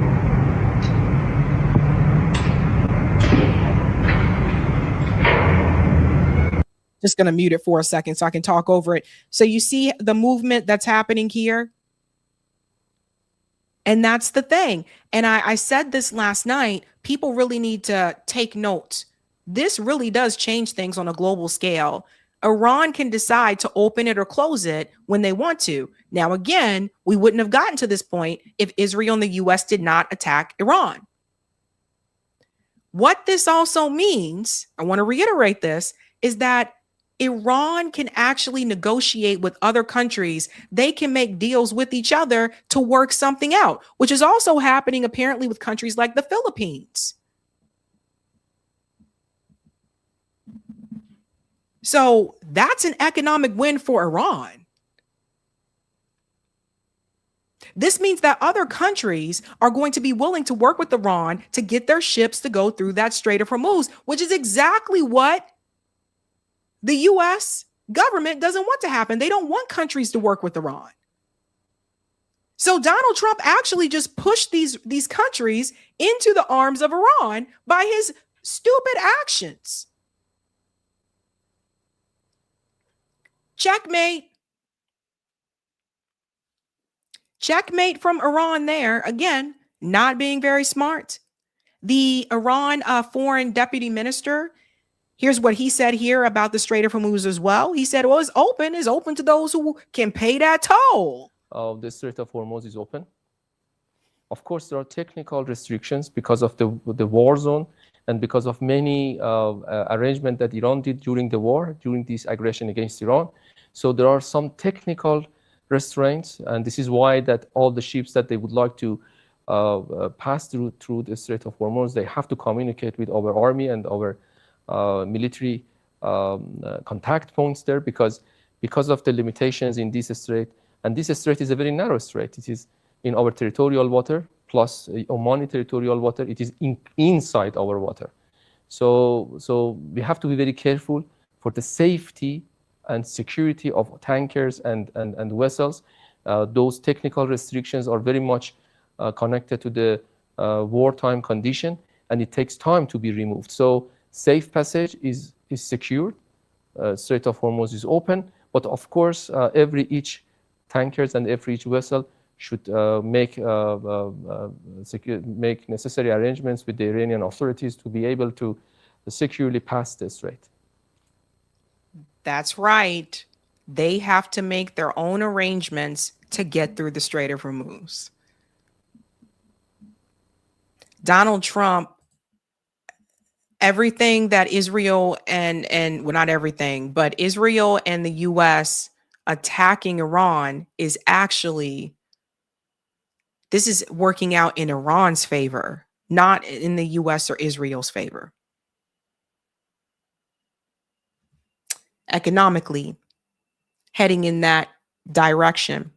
Now, Keir Starmer from the UK, apparently, he's freaking out. Oh, I got to do something about the Strait of Hormuz. So he hopped on a plane and he went to Abu Dhabi, not Dubai, because he wanted to have talks about the Strait of Hormuz, how to get himself through. Look at this.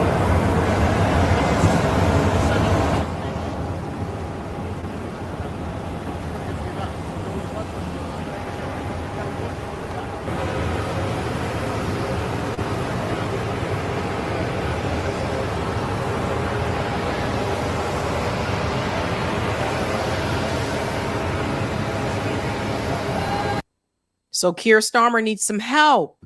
Let me go talk to Abu Dhabi and see if there's something that can be worked out. Again, everybody is in this mess because one tiny genocidal country has decided, we just want to get rid of everybody, decided to be supremacists, and decided to just go on a killing rampage. Iran's foreign minister said here, another warning again towards the U.S., Netanyahu's criminal trial resumes on Sunday. A region-wide ceasefire, including in Lebanon, would hasten his jailing. If the U.S. wishes to crater its economy by letting Netanyahu kill diplomacy, that would ultimately be its choice. We think that would be dumb, but are you prepared for it? Oof. Brutal, huh? This dude does not play around. He doesn't play around. And he's so calm. Like if you see him in interviews, he's so calm when he speaks about these things, but he's not playing around. He's like, yeah, whatever. That's what you want to do. That is on you. He said, we will be waiting for them. That's what he said. Then there's these idea of peace talks, right? So let me show you what is supposed to happen. We say supposed. The U.S. and Iran to hold peace talks this Saturday in Islamabad, Pakistan. Now, let me show you who's supposed to be there. Pakistan, in-person peace talks, and this is what the table is going to look like for what could be J.D. Vance's biggest assignment yet as vice president. He will be there. Steve Witkoff, the special envoy, will be there. Jared Kushner, another special envoy, will be there on the U.S. side. On the Iran side, you've got the parliament speaker who has been talking to President Trump, Mohammad Galibaf, and then Abbas Araghchi, the foreign minister. Officials here are not negotiating in public about which points have to stay, which points have to go to end this military campaign in the Middle East, but it is very notable. Both here at the White House and at the Pentagon, officials are starting to refer to Epic Fury in the past tense, something that happened, something that was very effective. So it looks like, once again, they're sending the usual suspects, right? So Couch Dude and Itchy and Scratchy. So they're going to be out there to try to have this peace conversation. I think we all know how that goes. But again, like I told you, when Witkoff and Kushner, when they go out for these peace conversations, honestly, what ends up happening is they end up reneging on those agreements, and they just give the U.S. and Israel time to refuel, and then they start attacking again. So those three musketeers are going to be there. And then, of course, the parliament speaker and the foreign minister are supposed to be there. Now, that's what's supposed to happen. And I say that because anything can change, right? Especially tomorrow. Like, I don't know. I've been having to do like breaking news stories because things change so much with the Iran war. I want to finish it up with this story, with this part of this segment. Tucker Carlson is making more demands now about this war, this conflict. It's weird. I was just talking about this Sunday or Tuesday night. I was saying how I think Tucker Carlson should go a little bit. He could go further than just to say to Donald Trump, well, you know, who do you think you are? What are you doing? That's not right. It's almost like he heard that, because look at what he's saying now, in particular about the Iran war. And so the United States has to, and hopefully the first thing we do when and if this war is resolved, is detach from Israel, not declare war on Israel or treat Israel as an enemy. They may treat us as an enemy, as they have before. When they tried to sink the USS Liberty, an American naval vessel, a surveillance vessel, they treated us as an enemy. We don't have to treat them as an enemy, however, and we shouldn't. But we should treat them like we treat every other country, as an ally, but with restrictions and reservations and red lines. No, you can't act against our interest. And this distancing should begin with a total end of aid of any kind, military or economic, to Israel by the U.S. government. He finally said it.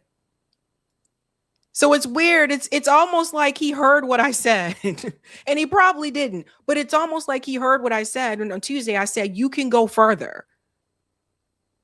So that's what needs to be said. Everybody needs to say it, not just Tucker Carlson. Everybody needs to say it. No more money, no aid to Israel, period. All of them. In fact, anybody running for office this year, if they can't even say those words, don't give them your time of day. Don't give them your time of day. Okay? Because that lets you know exactly who they are and what they're going to do. We don't need no pro-Israel people going into Congress at all. At all. That's the bare minimum that you can do right now. No aid. And for the U.S. to detach itself from Israel. I'll let him finish what he was saying here. And people who love Israel, some of whom are pretty successful, can send all the money they want to Israel, and that's fine. But the U.S. government should send not one more dollar to Israel and not one more piece of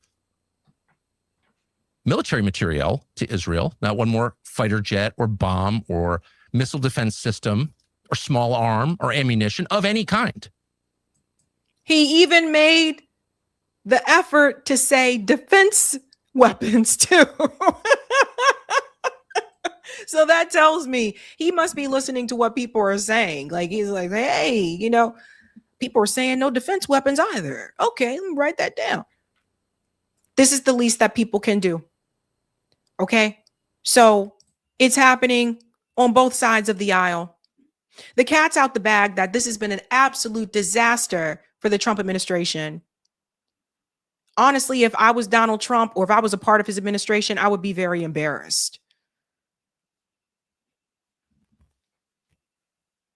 And the fact that Ukraine has sent special mission teams to the Middle East, Ukraine, who can't even beat their own damn war, they got all that money and stuff from us. It was never really about them trying to beat Russia, was it? But Zelensky put a lot of money in his pocket now, didn't he? Follow me. Follow the money, and you'll understand it every time, excuse me. You'll understand it every time. So the goal isn't to win. Crazy stuff, guys. Great, crazy stuff. Oh my gosh. Let me go to some of the comments here and we'll keep it moving and grooving. We can go to the next part of Type VNC, Eric. Thank you, Flyaway. Nah, couldn't be because of it's not real. Shout out to Echo Pup, who's been a member for 17 months. The automatic draft is in the news. Trump and Israel are going to start World War III. It's getting scary. Yep. December 2026. Draft is the automatic registration starts December 2026. So you'll be automatically registered. Thank you, Marlon. If Iran IQ was so low, why target their universities while they teach us lessons in strategic defense? That's a good point.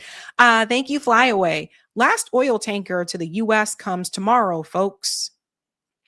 Thank you, Marlon. We have our own oil and will be thoroughly robbed by our own oil vendors. Thank you, I am Mitch Snow. They had to get rid of Charlie before this war started. Oh, wait, is this the Mitch Snow? Maybe it's someone pretending to be Mitch Snow. Sometimes that happens. Thank you, Shockwave. Sabby, why do they keep saying Israel not getting hit? We see the footage. This is a grift. Their air defense is a failure. I fear Iran will march on the GCC next time it starts. Yeah, they're hoping the lies will catch on. Thank you, Marlon. The problem is Ukraine is no threat to Iran. Thank you, Kenman. Is Case Study QB a real quarterback? No. But Case curates news clips on X. Yeah, he's been on the show a couple times before. Case is really cool. Thank you, Flyaway. So do you think the freak will be president of Venezuela soon? No. Thank you, Average Canadian. When did NATO start a war? Tell me. When did NATO start a war? With Russia and Ukraine? 2014. I got to talk about this again. I got to get back into that again.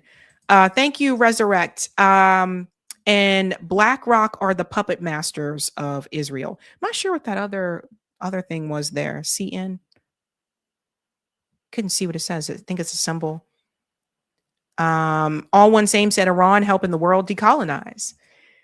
Jerry's middle finger said, watch out, Rokana. He's had some tech billionaire donors in the past. We need a populist movement that is grassroots, so be careful who is co-op. That is true.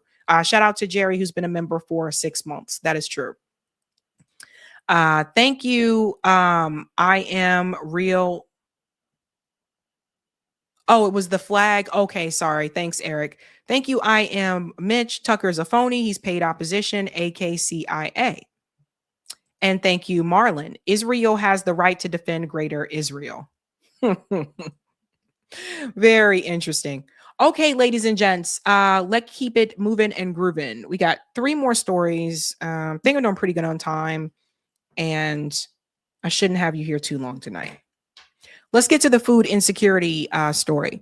So I've been telling you guys that food insecurity in the United States is greater than many might realize. And in my state here, in Massachusetts in particular, even though we have a lot of millionaires that live in this state, we have a large wealth disparity in this state. And you can see that now through this. Across the street from a Lamborghini dealership, a mass food pantry is busier than ever. See, this is what I was saying about the wealth disparity, how you have a food pantry just right across the street from a Lamborghini dealership. So there's a lot of money that comes into Massachusetts, but what a lot of people don't realize is like our wealth disparity here is very great. It's big. It's a problem. So this is the food pantry. It's Sudbury Community Food Pantry on Boston Post Road. I've actually driven past this before now thinking about it. Sudbury is more of one of the more wealthier towns in Massachusetts, one of the most wealthiest ones. In one of the highest earning towns in one of the nation's wealthiest states, a food pantry across the street from a string of luxury car dealerships is busier than ever. Last year, more than 1,000 families turned to the Sudbury Community Food Pantry for help putting food on the table. Just across the street, showrooms gleam with Lamborghinis, Bentleys, and Land Rovers. A reminder that crossing the street here means crossing into another world. Even the most affluent corners of Massachusetts, some residents lack the money to buy enough food. Although far more prevalent in other communities, the problem spares no town. Yet available data often fails to fully capture its scale at the local level in wealthier cities and towns. This is the part I think a lot of people are not aware of. People think that just because a town is wealthy, that everyone that lives in that town is wealthy, and that's not always the case. Despite ranking among the nation's highest earning states, Massachusetts is also one of the most expensive. As the cost of living continues to climb, food pantries in cities and towns across the state report record demand. There is incredible surprise on people's faces when they hear that anyone in Newton needs food. That's coming from Rose. She's the executive director of the Center Street Food Pantry, one of the 2 food pantries in a Boston suburb where the median home value is about $1.3 million. And that's not an exaggeration. So let me explain to you what's happening here. I lived in Newton when I first moved here. I lived in Newton for a short time. I was renting. So in these wealthy towns, there's also still apartments. So not everybody that lives there is rich. There's also people that live there that are not, that are just renting. There have been families that have been known to rent an apartment in places like Newton and Sudbury so that their kids can attend those schools, because Newton and Sudbury, they have some of the best schools, right? So that's one of the ways to get your kids into those schools and not having to own a home. There are many people who wouldn't consider that people are in need, who would think Newton is so affluent. How could anyone in Newton possibly need food? So I want to show you something. At the Sudbury Food Pantry, surge hit as pandemic eased. So if we look at the dates, the surge came after the pandemic. Here's 2020, over 3,600 people going to the food pantry. 2021, 2022, 2023. You see how it continues to increase? 2024, 2025. So 2023 and 2025 was when the most people were going to those food pantries. Everybody see that?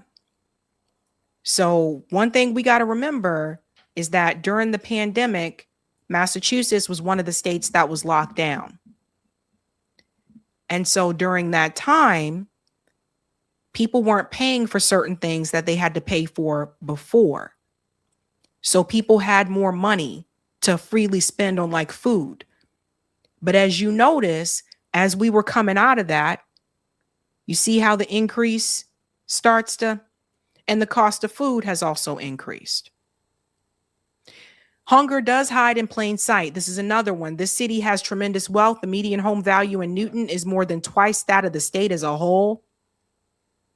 The median household income is $190,000 compared to the state median of $104,000. However, those figures obscure other realities. In a city of 91,000, an estimated 4,000 Newton residents live in poverty. This is true. It's less than half the rate of the state, but no solace to the thousands who struggle to get by. About 4,000 residents also receive grocery assistance from SNAP.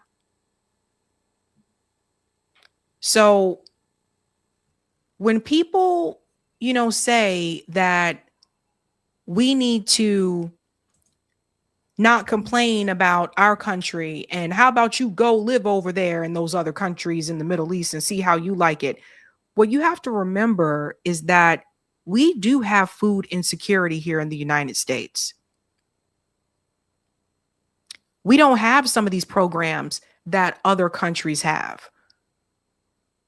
And even when we talk about free breakfast and free lunch for, kids that qualify for that and things like that, we do have to remember that in some of these other countries, like France, for example, their idea of a school lunch is very different than our idea of a school lunch. They actually give the kids real food, not those little square pizzas. If you look at it here, here's another one. Everyone needs to pay attention to what's going on. Rising prices and SNAP cuts deepen Massachusetts hunger crisis. This is the new study that just came out. So as Donald Trump is talking about Greenland and Cuba and what all these other countries are doing, this is being glossed over. He's not telling you how bad we're doing here. So I want to show you this new study here. Again, the share of Massachusetts families struggling to put food on the table increased again in 2025 and now has more than doubled from the rate before COVID. About 40% of Massachusetts households are food insecure, meaning they cannot afford enough food or are uncertain where their next meal is going to come from. In 2019, the first year the two organizations conducted the study, 19% of Massachusetts households qualified as food insecure. The rate jumped to 30% in the first year of the pandemic and has ticked higher each year as the cost of living rises. This study found that 37% of households in Massachusetts were food insecure, a figure that rose by 3 percentage points in 2025. What's driving the increase? Before I get to that, let me tell you something. Our mayor in Boston mayor and the governor of Massachusetts, Maura Healey, people are always building things in the state. They're always building new developments in Boston, luxury apartment buildings, and trying to bring a women's soccer league here in Boston while kicking people out of their fucking neighborhood. They're always building things like that. But every time you bring in these businesses that are more expensive into these places that were once affordable, the cost of living increases for them. They're not putting the money where it needs to go. What is driving the increase? The rise in food insecurity is driven by rising costs, economic instability, and changes to federal policy. A trip to the supermarket is notably more expensive than it was when the study began. This is true. How many of you buy your groceries? Who does the grocery shopping? You, your roommate, your significant other? How many of you? For those of us that go to the grocery store, we know the prices have increased, especially the cost of meat. So from February 2020 to February 2026, food prices in the U.S. cities rose more than 30%. The most severe price increases occurred between 2020 and 2022. Now, pandemic era right here. And then it says this year, the USDA expects overall food prices to increase another 3.6%. Now, let me go back to the Iran situation, because this is all tied together. When the price of oil increases, you need to know that oil is also used for the fertilizer. So farmers use fertilizer for their crops, etc. And we can have a whole conversation about not using fertilizer. But this is where we're at right now. The costs increase for everything else on that chain line. So the oil increases, the fertilizer is going to increase. The farmers have to try to produce the same amount of food they were producing before, but at a higher cost. Then the trucks that pick up the food from the farms and bring it to the grocery stores, they're paying more in gas. These trucks are using what? Diesel, I imagine. So now the price of the food increases. It's a domino effect. But Donald Trump is out here talking about Greenland, Cuba, everywhere else except for what's happening right here. And this is why I keep saying, bring it back home. You got to connect the two. But I want to show you who is not experiencing a change. The billionaire class. Check this out. Shout out to Eric for this. 2020 is the billionaire decade. Look at the wealth and the number of billionaires worldwide. Look at this. I just want to show you the difference. Starting from 2013, these are the number of billionaires in the world at the bottom. Look at how their wealth, look at how they're increasing. See that? This is the difference. If we go back to 2013 and we compare that with billionaire wealth, 2013, 5.4 trillion. This is the trillions. 2026, right now, billionaire wealth is 20.1 trillion. The point that I'm trying to make is this. While we are paying more for food, gas, and everything else, and we're trying to stretch our money, the billionaires continue to get richer every time. Every time their wealth increases. And that's why I keep saying we all do have one common enemy. It's them. If this was the other way around, I would be saying, woohoo, the billionaires are going down. Yay. But no, they're increasing.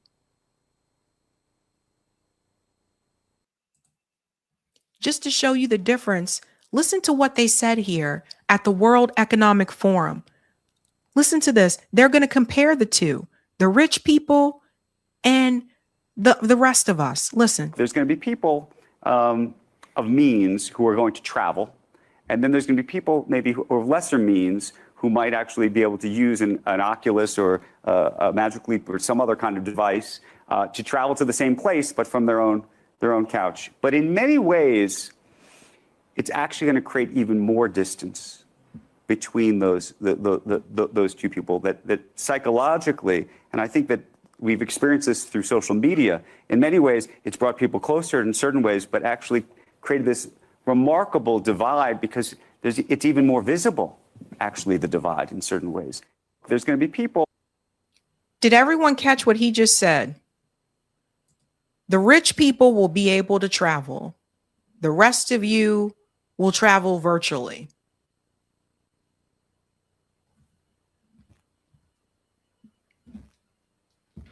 I don't know how else to put it. But if we're having food insecurities in one of the wealthiest states in the country, like my state, Massachusetts, how do you think all those other states are doing that are not wealthy? Something to look at, folks. Something to take a look at. All right, all right. For the sake of time, I'll come back to the super chats, but for sake of time, I do want to get to the next story here, because I think it's time to laugh a little bit. Now we gotta laugh a little bit.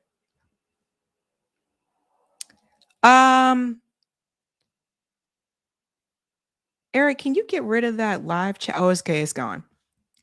Okay, now we got to switch gears a little bit. We need to laugh a little bit, okay?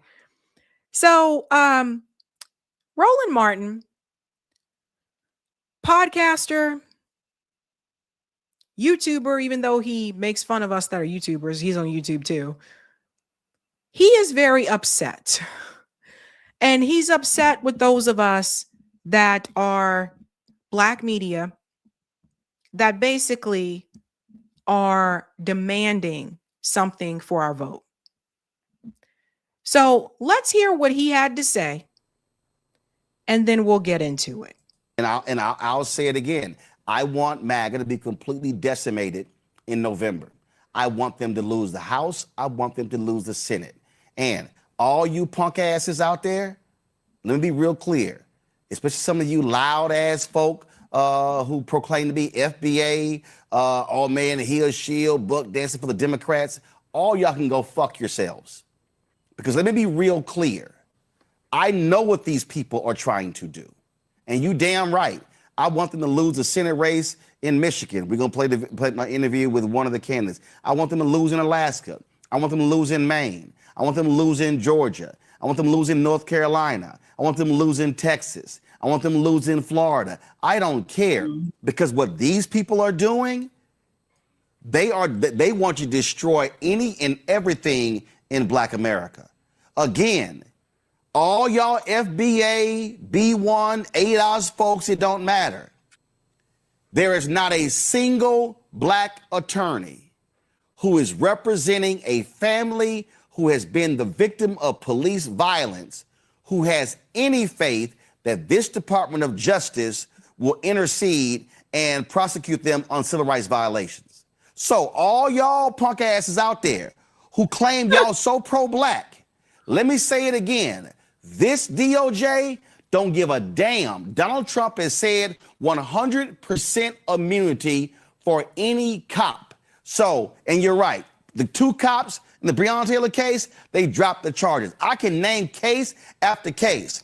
So if y'all can call me whatever names you want to, and y'all can sit here and do all you little punk ass podcasts and talk behind your microphone about why y'all Simple Simon assholes are saying that Black America is being under assault.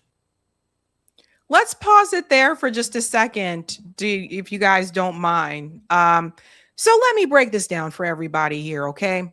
So Roland Martin,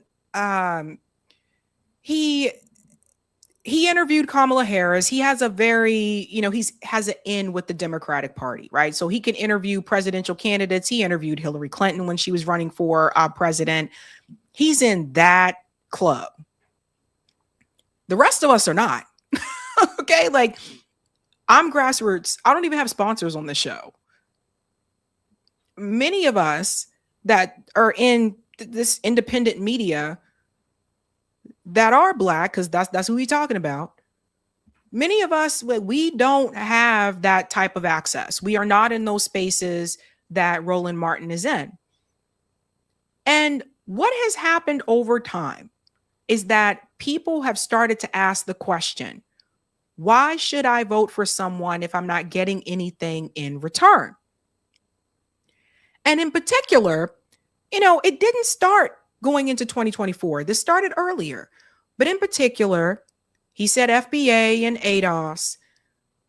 Black Americans have started to ask, over the past couple of years, I'd say, why should I vote for you if I'm not getting anything in return? In other words, making demands, which other groups do. I'll remind you, in 2020, I remember the Latino community making demands to Bernie Sanders. Oh, I remember all of this. Other groups make demands. There was demands towards Kamala Harris coming out of the uncommitted movement, which started in Michigan, which said ceasefire, arms embargo. Other groups make demands. And what I was saying for a couple of years ago was that eventually it's going to get to the point where people are going to start to feel as though, why am I going to continue to vote for you if you're not doing anything for the community in return? Why am I voting for you? Now, Roland seems to have a problem with that. But every group does it. Yes, that Donald Trump is bad.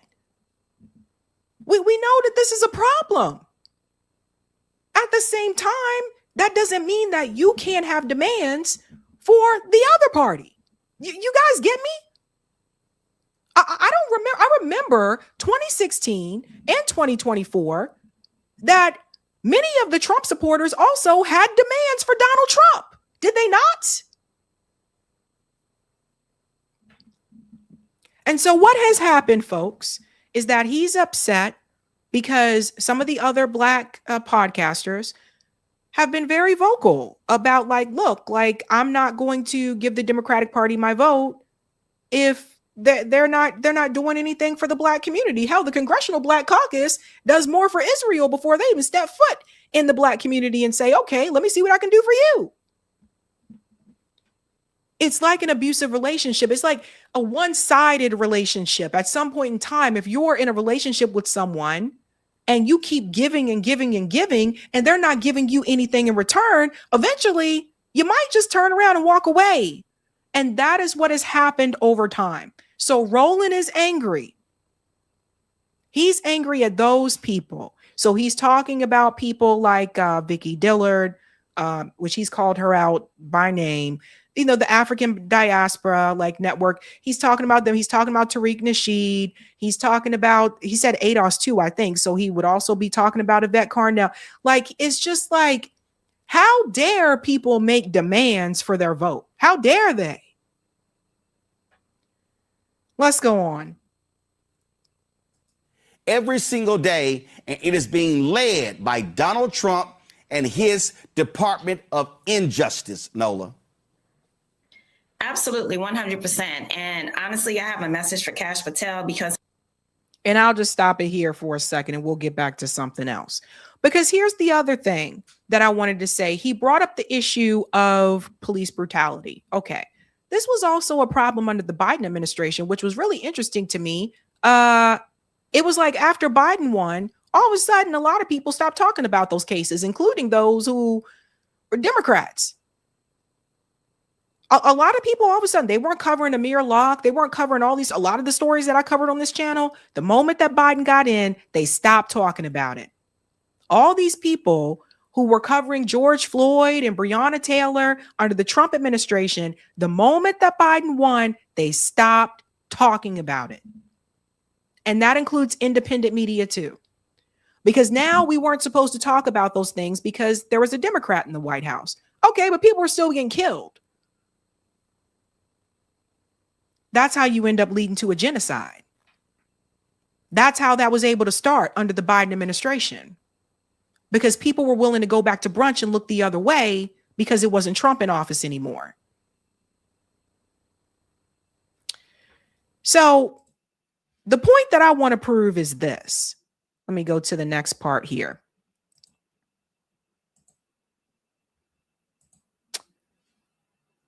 Roland Martin.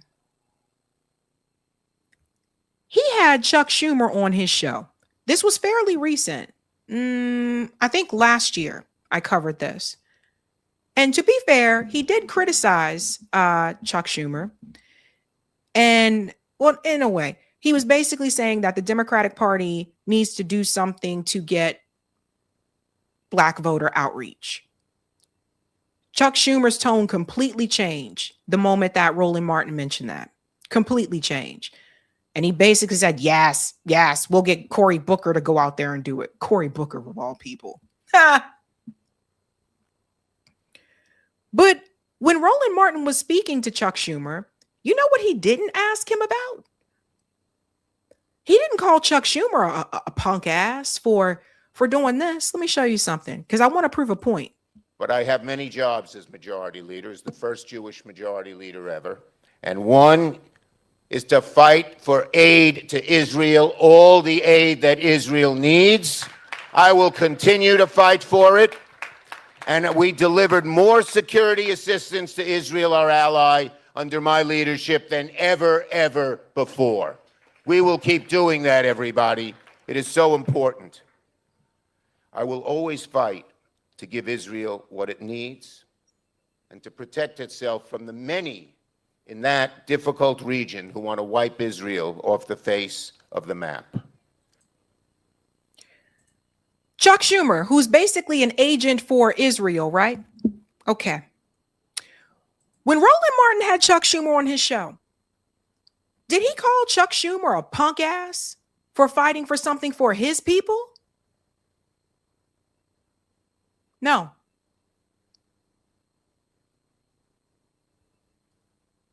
Did he call him foolish, simpleton, anything like that? No. This is a perfect example of what I was talking about, right? Because see, Chuck Schumer, he can make demands. And by the way, he writes legislation. All these podcasters that Roland Martin is talking about, none of us write legislation. None of us are in Congress.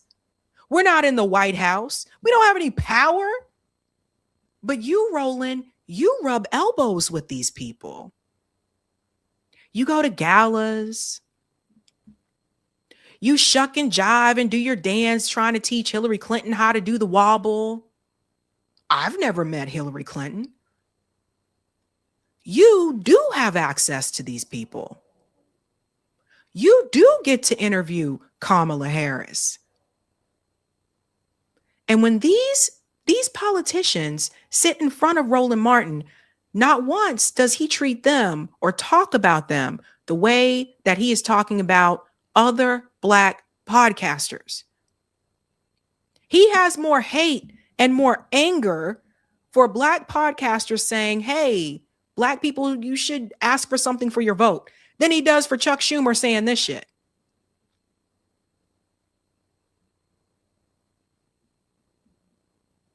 This is a big part of the problem. Because I don't think it's fair. I don't think it's fair for you to tell people they can't have demands for their vote.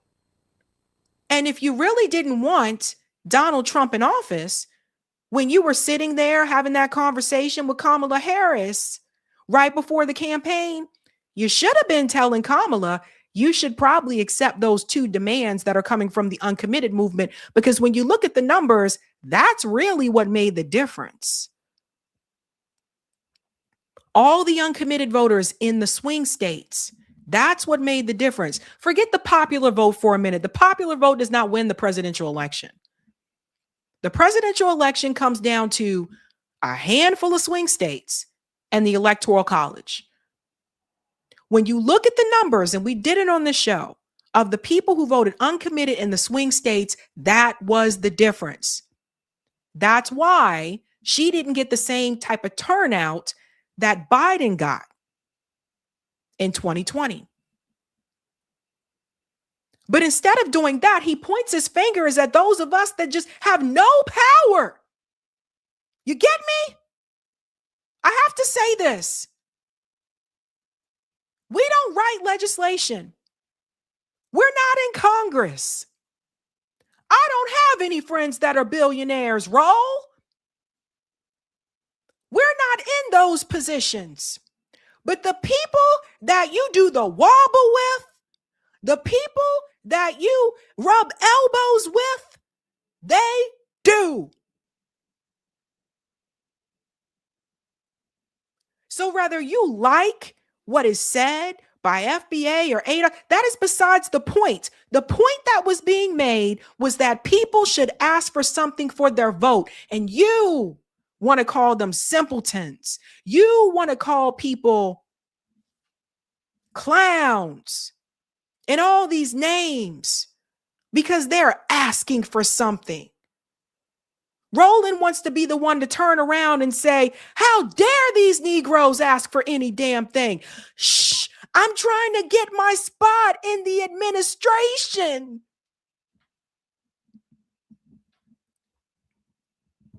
I'm hoping that if they win, they'll put me on their team.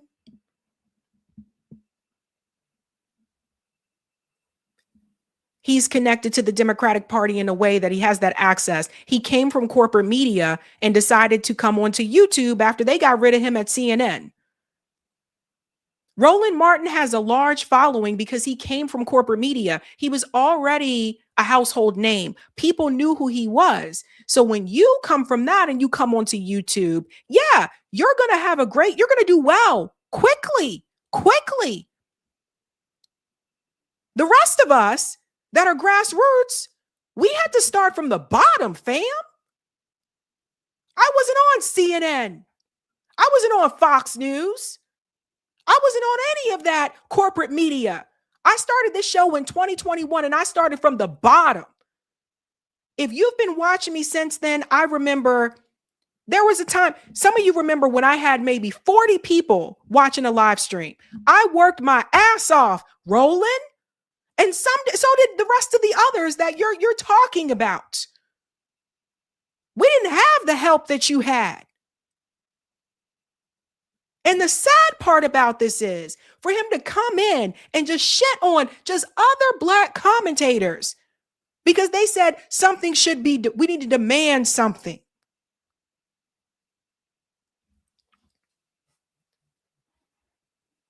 I got a problem with it because you have more of a, in fact, if we want to go there, if we want to look at the numbers, because this pisses me off, I got issue. Roland Martin has 1.93 million subscribers. And he's attacking people that are nowhere in that vicinity, fam. Nowhere near it. Okay? He has 1.93 million subscribers. This guy came after me in 2024. I didn't even have anywhere near as many as I have now. He came after me in 2024. Called me an idiot and said I was stupid. I'm just a stupid YouTuber who doesn't know anything about politics. Bitch, you on YouTube too. No, I'm not a part of the boule. My bad. I'm sorry. But some of this classism that happens within the Black, we got to talk about the classism that happens within the Black community. I got a problem with this.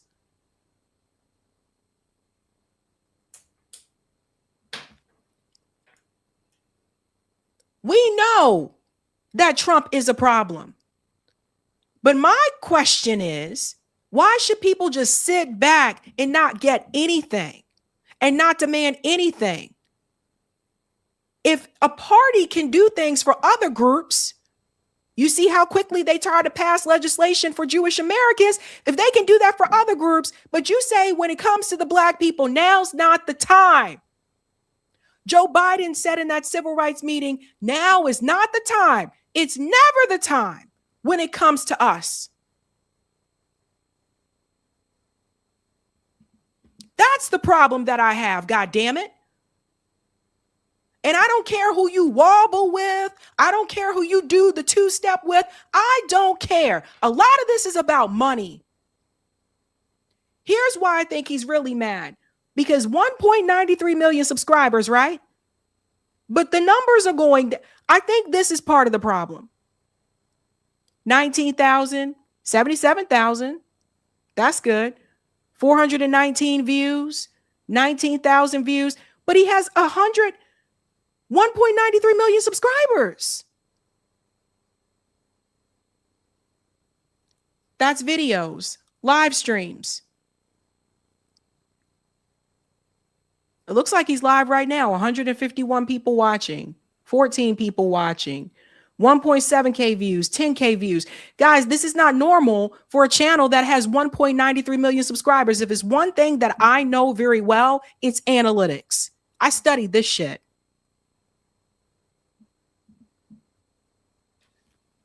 So I think that is why he is upset. Yes, we know Trump is a problem. I talk about Trump on the show, I think, every fucking day. We know it's a problem. My question is, you are in the room with these people that you want Black people to vote for, but you're not asking them these questions. You're not asking them, why aren't you going to the same length that you're willing to go to for the Jewish American community? Why aren't you willing to do that for your own community? You're not asking them that question. If you were, you wouldn't be there. Period.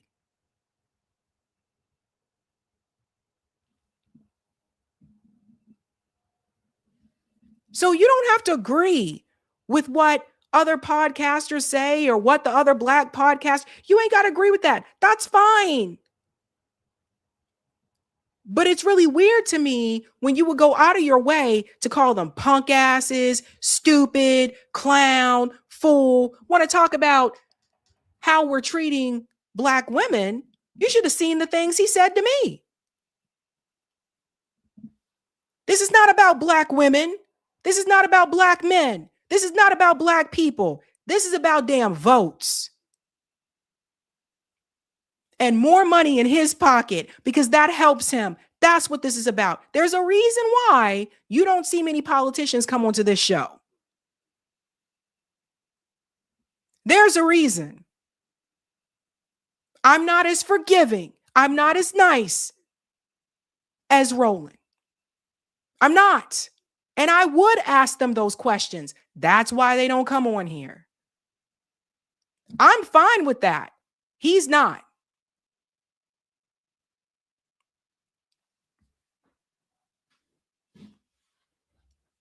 So that's my thing on that. And it just drives me crazy. This guy spends more time like attacking other black podcasters who are asking for something in return for their vote than he does attacking these politicians who are right in his fucking face that he goes to these parties with because he wants to still be a part of the club. None of these people, African Diaspora Network is not writing legislation. Vicky Dillard is not writing legislation. When I see you go after people that have no power, I see you go after them more than you go after people who are in power. That tell me everything I need to know. That tell me all of it. Period. Let's get to this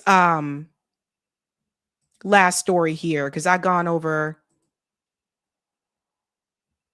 my time. I'm way over my time. Yeah, let's go to this one.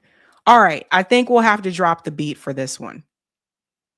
Okay, guys, so Professor Marandi was back on Piers Morgan's show. Piers Morgan was a lot calmer with him this time, but Professor Marandi still had to read him, and I think we'll have to drop the beat for this one. Check this out. Again, this is after the ceasefire. So the United States claiming overwhelming victory, but with a slight caveat on the battlefield. My take on this is that I think the United States and Israel have had overwhelming military success on the battlefield, but there's been an asymmetric war going on, which has involved the Straits of Hormuz and also the neighboring Gulf countries, Gulf states, where Iran could legitimately lay claim to have been very successful in responding to the military threat by effectively paralyzing the globe economically in terms of the energy coming through that strait. What is your take on this? My take is somewhat different. I don't think the United States won militarily, and of course the Israeli regime has a much smaller military. The United States focused mostly on civilian targets, and since it failed to destroy any of Iran's underground missile bases, and it failed to destroy its underground drone bases or the factories that produce them, and that's why for 40 days, Iran's missiles and drones were being fired 24 hours a day. Because of that, they were frustrated and they were constantly bombing civilian targets. In fact, yesterday, they bombed a synagogue. And I think that that has not been reported anywhere in the Western media, but they completely demolished the synagogue in Tehran. And that's just one of thousands of places that have been targeted. Very near my home, they destroyed a building with a bank, just apartment buildings above a branch of a bank. And they've been doing that across the city and across the country. So I think it's a military failure. I think it's a political failure. And of course, they forced Iran to shut down the Strait of Hormuz because those Arab family dictatorships in the Persian Gulf, they were complicit in this war. They provided the United States with bases. They allowed them to use their airspace. They allowed them to use areas outside the bases to attack Iran. So Iran obviously would not allow their ships to go through the Strait of Hormuz. And when Iranian oil and gas and critical infrastructure was struck, they'd be hit in response. And of course, Iran was striking the Israeli regime 24 hours a day, as we all know. So I think that the United States and the Israelis, the Israeli regime, failed catastrophically. It was they who changed their position. Trump said initially that he wanted unconditional surrender. Then, after evolving his position, he gave a 15-point plan. Iran rejected it. And then he ultimately, last night, accepted that framework, the 10-point plan that Iran gave as a framework for negotiations. That doesn't mean we'll have a deal. Iran is not naive. And Trump already attacked this twice as we were negotiating. So Iran is prepared for renewed war. But it is a major achievement. I mean, the major achievement. So one of the things that I notice is how calm Piers Morgan is this time around. The last conversation did not go this way. I don't know if somebody spoke to Piers Morgan and maybe said, you know, last time you kept interrupting him, that's not cool. I don't know what happened, but it's almost as if either Piers Morgan is really pissed off at Donald Trump with these genocidal statements that he's had over the past couple of days, or somebody spoke to him in some way, shape, or form. I don't know, but this is like a different person. Is that the regime that rules in Iran remains intact, and the issue I would certainly have with Pete Hegseth and the others, including President Trump, when they say that it's a different regime because it's different people at the top, I would imagine it's crystal clear that it's IRGC. They remain the regime. It is just a question of different people, but they're all part of the same regime. Would you agree with that? No, I think the Islamic Republic of Iran is quite clearly it has a constitution. The leader is the person in charge. In fact, he was the person who made changes to Iran's proposal, and ultimately it turned out to be the 10-point plan. This part right here, I think, is really important. Professor Marandi said, did you hear him say Iran's constitution? Okay. As much as people continue to say that Israel is the only democracy in the Middle East, Israel doesn't have a constitution. So next time someone says that to you, say, oh, okay. When are you guys getting a constitution? When are they getting a constitution? That's a little known, like, I think a lot of people don't know that, but that's something to keep in mind. We have a president. We have a chair for the Supreme National Security Council. All of these institutions are very important. And I think the most important thing, though, Piers, which will ruffle your feathers, is that the Islamic Republic of Iran, whether you like it or not, has a high degree of popular legitimacy. And during the first week of the war, after Ayatollah Khamenei was martyred, it was basically the people who were on the streets who kept everything running. It took a week for us to elect a new leader. Of course, during that week, the Constitution provided us with a three-man leadership, but it was the people who were holding things together. There are no queues or lines at the gas station. No one went and rushed into. None of the people rushed into supermarkets. Everything was as normal. And every night we've seen millions of people on the streets throughout the country, on the streets, defending the armed forces, defending the leadership against this aggression. That's another part you don't see much on corporate media, the part that Professor Marandi was telling you about. Like, I've seen those videos from independent media and also on Telegram of Iranians out there protesting in favor of, the Iranian regime and stuff like that. They always show you, they try to show you the side that's against it, but they don't want to show you how many people are out there in support of the regime. And I've noticed that with corporate media, right? So this is why it's important that you get that other side, that other perspective as well. Envisage a situation as part of a deal where Iran voluntarily gives up all its enriched uranium and where it cedes control of the Strait of Hormuz. No, Iran will continue to enrich uranium within the framework of international law. It will be willing to have a deal. We already had a deal to have extra supervision if anyone is truly worried. But remember, Joe Kent, when he resigned, he wrote in his letter, and he was a Trump appointee, a senior intelligence official. He said that Iran was no threat to the United States. He said that Iran was not developing a nuclear weapon. And he said this war is about Zionist pressure in the United States and the Israeli regime putting pressure on the United States. This is a completely unnecessary war where the Americans murdered many, many Iranians. Donald Trump has said that these are. Can I also just say here, guys, really quickly, because I don't want to forget about this.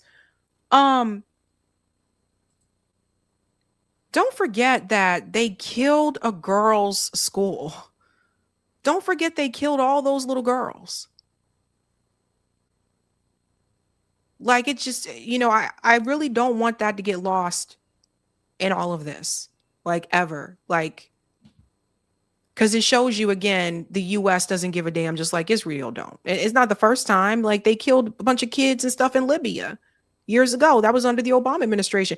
There's a meme that says, no matter which administration was in power, the bombs keep dropping. I think you guys might have seen that. Didn't matter if it was Democrat or Republican, the bombs keep dropping. So we don't want that story to get lost. We want to remember that you keep talking about that they killed all those kids. Red lines, particularly the enriched uranium. If what you say is true, and the Iranian regime will not give up that enriched uranium, it sounds like there may not be a deal. So what happens then? Well, the Trump regime has said many things in the past, and we have been a victim of two wars due to the Trump regime and the Netanyahu regime. And we have come out on top on both occasions, and the world sees that. And we are prepared to defend ourselves in future again. And Trump, by carrying out this war, at the behest of the Zionist and Israeli regime, they have badly damaged the global economy, it's going to get a lot worse. And as we speak, in fact, Piers, although Lebanon is a part of the agreement, and that is something that the Pakistani prime minister has said openly and in a tweet, the Israelis have been slaughtering the people of Lebanon all morning, carpet bombing cities just out of rage. And yet Trump then goes out and says Lebanon was not a part of the deal, where in fact it was, and the Pakistani prime minister said so. So we're dealing with ruthless people. We're dealing with people who are utterly immoral, who have constantly said they will destroy Iran, obliterate Iran, send Iran back to the Stone Ages, and of course, delete or erase an entire civilization. This is what we're up against. But ultimately, the Trump regime recognized that this war is going nowhere, and it is devastating the global economy, and it's going to devastate the U.S. economy if this continues. Of course, all the things you've just said, many people would apply to your own regime, the Iranian regime. But Tehran has apparently said today, in the last few hours, it will withdraw from ceasefire if attacks on the Lebanon continue. That's from Iranian state media. Can you confirm that if these attacks in the Lebanon continue, then Iran will withdraw from this agreement on the ceasefire for 2 weeks?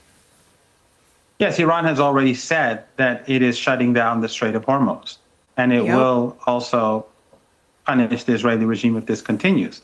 And the talks won't go anywhere if the terms of the ceasefire are not implemented. You cannot ask someone for their oil while you're bombing their country. You really can't. And I told you guys, this is a whole different ball game. For the first time, I think in my lifetime, I'm seeing where another country outside of the West, a country that's not also a part of NATO, is able to have some type of control and power in a way that the U.S. really can't stop. And all of this could have been avoided if the U.S. and Israel did not strike Iran.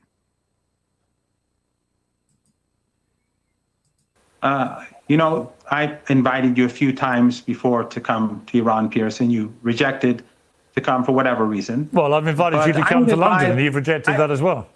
I've lived in the UK. I've been there. Maybe I'll go one day. I'll come one day. But you should come for the first time. But my advice to you and to analysts in the UK and the United States is to read a book called Going to Tehran, written by two Americans who worked in the White House. One was the head of the Middle East under Condoleezza Rice, of all people. And the other was the head of the Persian Gulf at that time. Flint and Hillary Leverett, they wrote a book called Going to Tehran. If U.S. analysts had read books like this and dealt with Iran realistically, instead of listening to Zionists and Netanyahu, the world would be in a much better place, and probably Iran and the United States would have had normal ties, and there would be no war, obviously. How are relations? I'm sorry, but that Professor Marandi said, read a book. Now, do you think, going forward between Iran and the neighboring Gulf states, given that Iran has obviously been bombarding many of them with missile attacks, using the fact that they themselves have been attacked as the excuse to do this, and that's carried on post the ceasefire. What is going to happen between these relationships going forward? Well, they should not have allowed their territory to be used to slaughter thousands of Iranians. They wanted to have their cake and eat it too. They wanted to be friends with the United States and allow their territory to be used to slaughter Iranians. And they probably thought that Iran would capitulate within a day or two, something that I told you would never happen. In fact, once upon a time, you told me that all the things that I was saying was bluster. But we saw during the past 40 days what happened. These family dictatorships in the Persian Gulf misread the situation, misinterpreted Iran's capabilities, and they made a major and catastrophic mistake. They will have to pay reparations for what happened to Iranians. And from now on, the Strait of Hormuz will be used to ensure that happens, and also to ensure that the Persian Gulf will never be again used as a platform for aggression, whether it's against Iraq or Iran or Yemen or Syria. These regimes have to behave like normal countries. Across Africa, we see countries that neighbor one another. They don't have foreign bases there to be used to bomb their neighbors. These regimes have made this mistake, and they have to pay for it. We want good relations with them, but they helped wage a war against us. Without their territory, this war could not have happened. And when it comes to paying reparations, what about reparations then to countries like Israel, for example, who have been peppered with missile attacks from Hezbollah, from the Houthis, a barbaric terror attack from Hamas, all funded by Iran? Is there any accountability and responsibility at your end and your regime for the mayhem that's been wrought against Israel by those three terror proxies? So first of all, Israel received reparations, first of all. Two, why is Piers Morgan calling for reparations to an occupying country? Why would we give reparations to Israel, a country that is breaking international law by occupying a group of people, by fencing them in? Why would we give reparations to them? So that's the first thing. But listen to what Professor Marandi says. I think if we look historically, Piers, and I think you've had very good guests who can explain this better than I, but if we look historically, if there are going to be reparations, then it would have to be the UK, it would have to be other European countries, and the United States that helped with the ethnic cleansing of Palestine, with the colonization of Palestine, with the slaughter of the Palestinians, by pushing them into the slums of Gaza, the concentration camp of Gaza, by gradually taking more and more territory from the West Bank, where the refugees from Palestine have gone to, along with Gaza, and all those millions of Palestinians that are in refugee camps around the region. I think those countries are the ones who have to pay reparations to the Palestinian people. And as long as we have ethno-supremacism, Piers, and as long as people other than Zionists are considered to be Amalek and inferior, this problem is not going to be solved.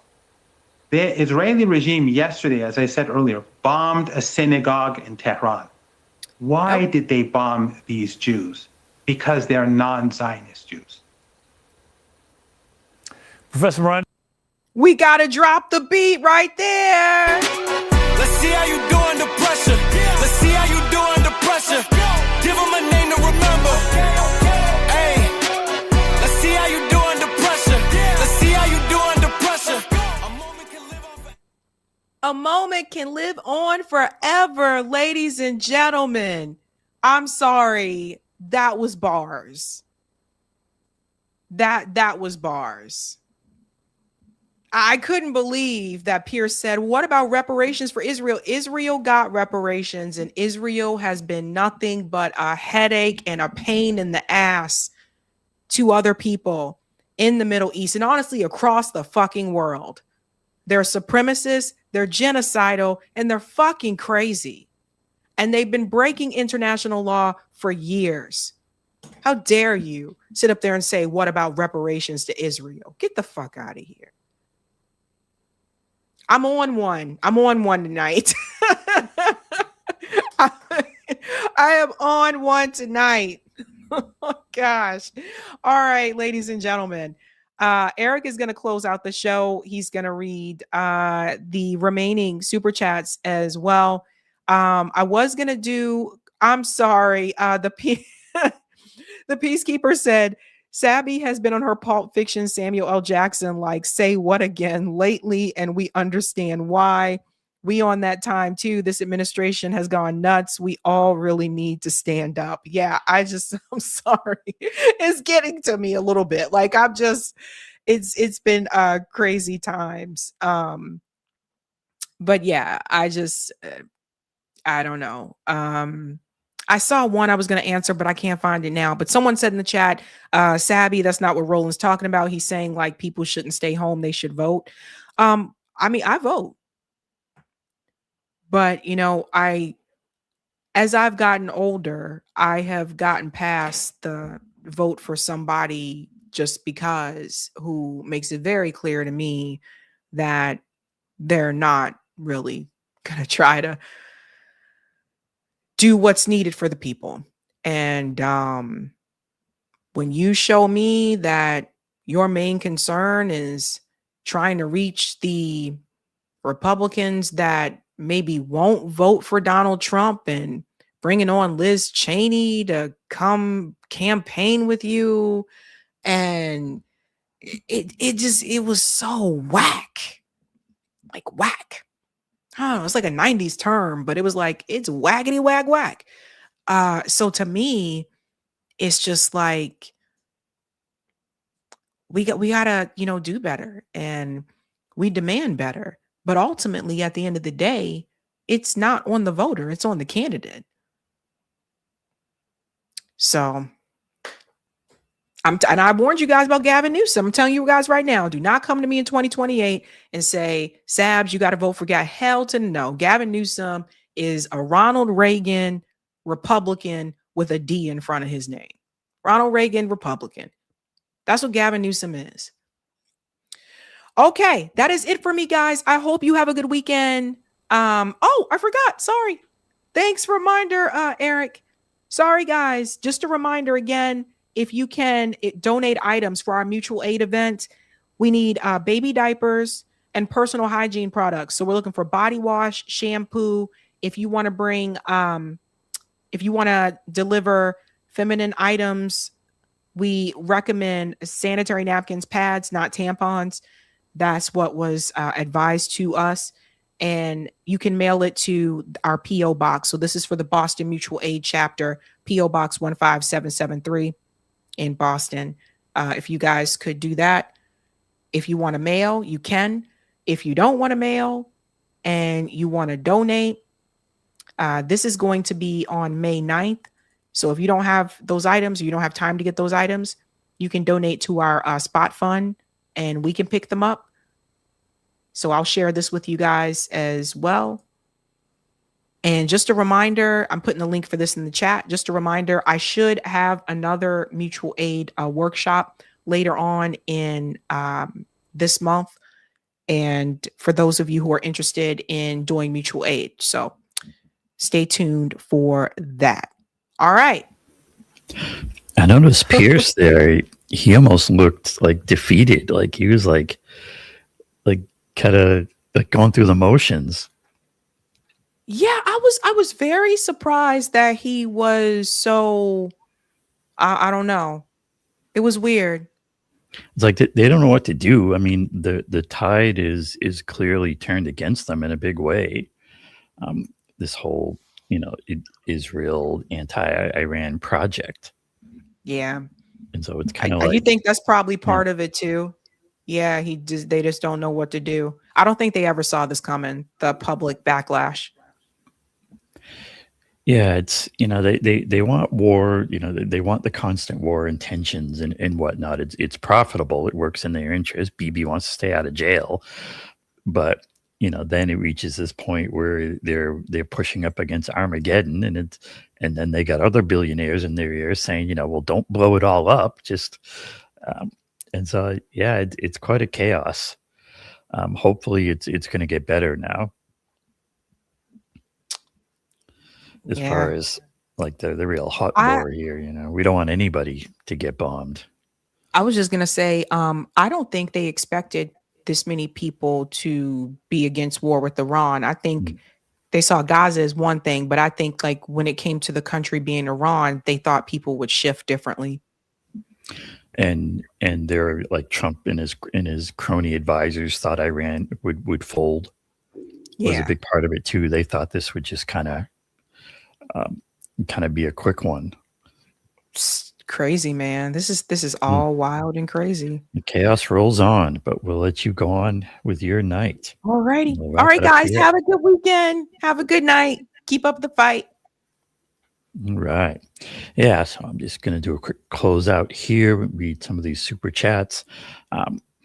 There is like the whole voting question. And there are some people who are out there who do simply say, don't vote or voting is a waste of time and whatnot. And, I think Sabby would say, and kind of what we say around these parts is it's not about vote or don't vote. It's about what are you voting for, right? Who are you voting for? And you can't just keep throwing the same votes at the uniparty. And this is also, I think, a key place to get to, right? We're all on a journey of a political journey, a journey of kind of figuring all this stuff out. And I think one of the key insights to reach is that it's a uniparty. In fact, what that makes me think of, I'm just going to bring it up here quickly on the old 11demands.org site, is what that makes me think of is this part, both major political parties are thoroughly corrupt and only serve the interests of billionaires and large corporations. Educating people about this difficult reality is a crucial first step. And, not everybody's there yet. And there's still a huge amount of propaganda trying to keep people in that game of you get mad at Democrats and vote with a lot of people vote for the Republicans, and then they get the Republicans to mess everything up, and then people go back to shifting for the Democrats. But we can't keep on that cycle. And so there's this question of what is step two. And what we're saying on I would say on the show and with 11 demands is you need to start with demands. You need to have this clear, concise set of demands to be working off of. It's going to need a lot of people. It's going to need a movement. But when that becomes a thing, when that becomes what everybody's kind of talking about and looking at, with the clear one being, end the corruption and the billionaire ownership of everything, then we can end up in a situation where we're kind of saying to the billionaires, you need to come to us. You need to come to the people. And we're saying to the politicians and anybody who's running, you need to come to the people and meet our demands the way it's supposed to be. The president, the Congress, they're supposed to be working for us. So that's what 11 Demands is about. It's about getting at that corruption. It's about how do we get the numbers right. That's the kind of the real challenge in a lot of this, and that's something we're working on. In terms of voting and candidates, there are candidates who are meeting those demands and who are on message with this. We had our 11 Demands candidates forum the other day where you saw 4 of them, and there are more of them out there. But it's not going to happen through that uniparty, through the Republican or Democratic parties. They are just too corrupt and too far gone.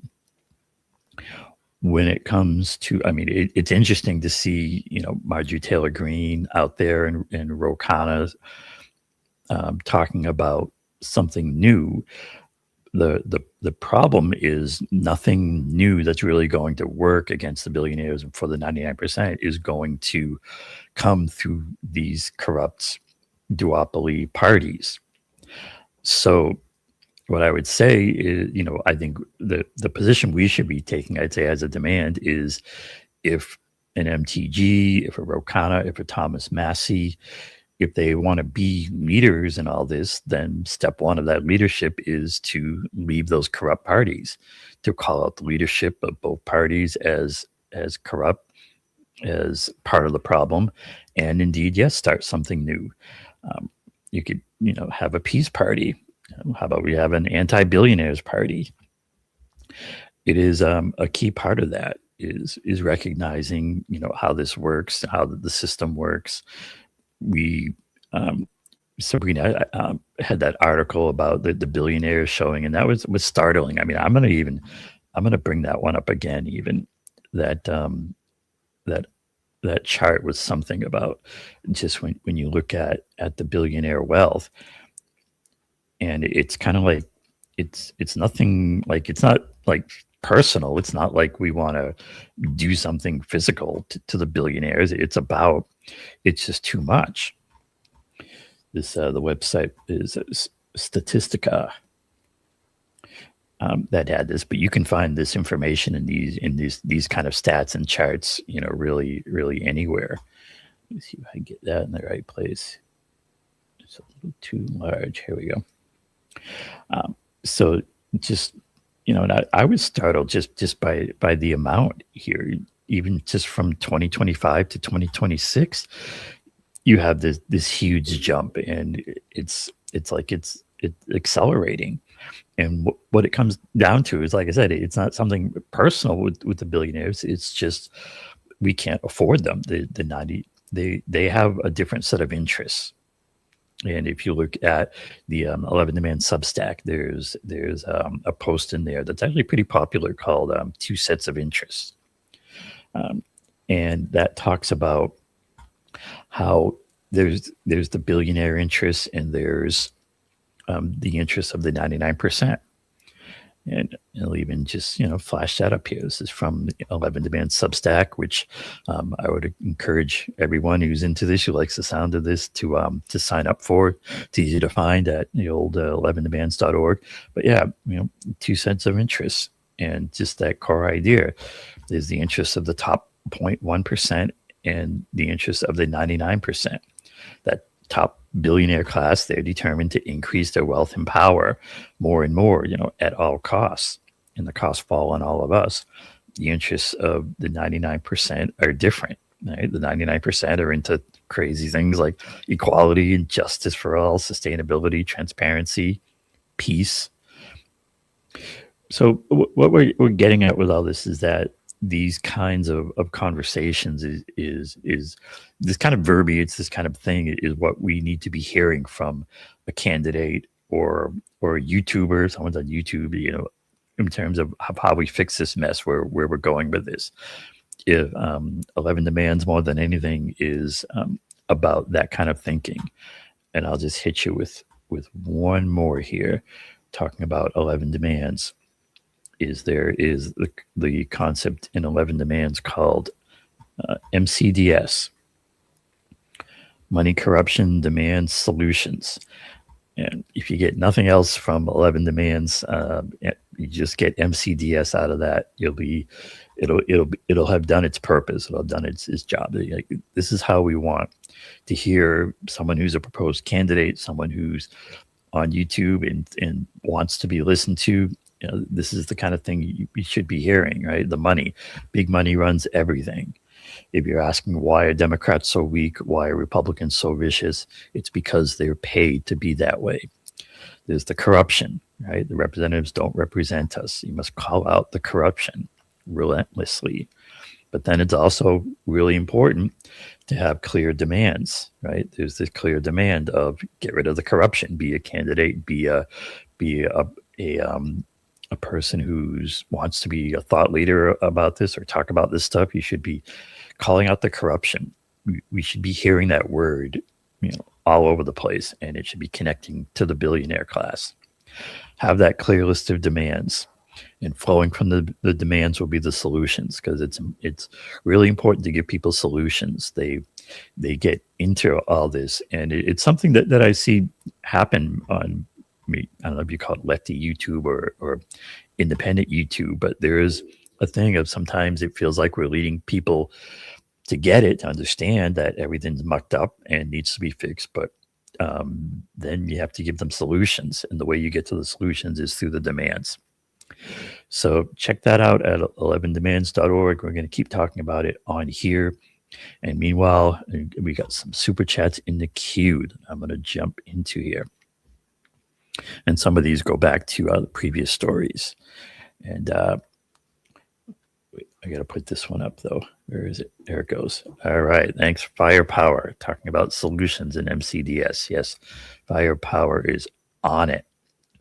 Friend of the show, friend of 11 Demands. All right. Let's see what we got queued up here. And yeah, some of these go back to the earlier stories. Thanks for the super chat from the Kesheev. He says, CIA started Ukraine problems that led to war in 2014. Yeah, I remember there was that joke about that you knew that the West provoked Russia into invading Ukraine because the Western media was constantly calling it an unprovoked attack, and it's part of the whole war game. Right? War is the racket. War is about profit. It's one of the other things I like to put out there is that, yes, there's all this focus on Israel and their outsized influence, but Israel is not the first war, like the Iran war. It's about the system. They're the same system that brought us the Ukraine war and that's still ongoing, brought us this Iran war.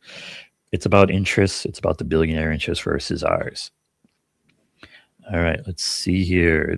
Thanks for the super chat from Average Canadian. I think responding to maybe a comment on one of the videos saying, "Sorry, honey, U.S. started that war in Ukraine by overthrowing the leader by proxy as usual, then pushed them to request membership to NATO. It was CIA, believe me." Yeah, it was. It was provoked, and it's all about keeping those arms sales going. And just to be clear, I do want to say that here at the Sabby Show and at 11 Demands, like, we don't want any war. We want peace. We want everyone to be living and getting along. And I think one of our core key theories is that the reason that doesn't happen is because of that billionaire class and that interest. It's just not sustainable, and it leads, all these wars are resource wars, and it leads to them.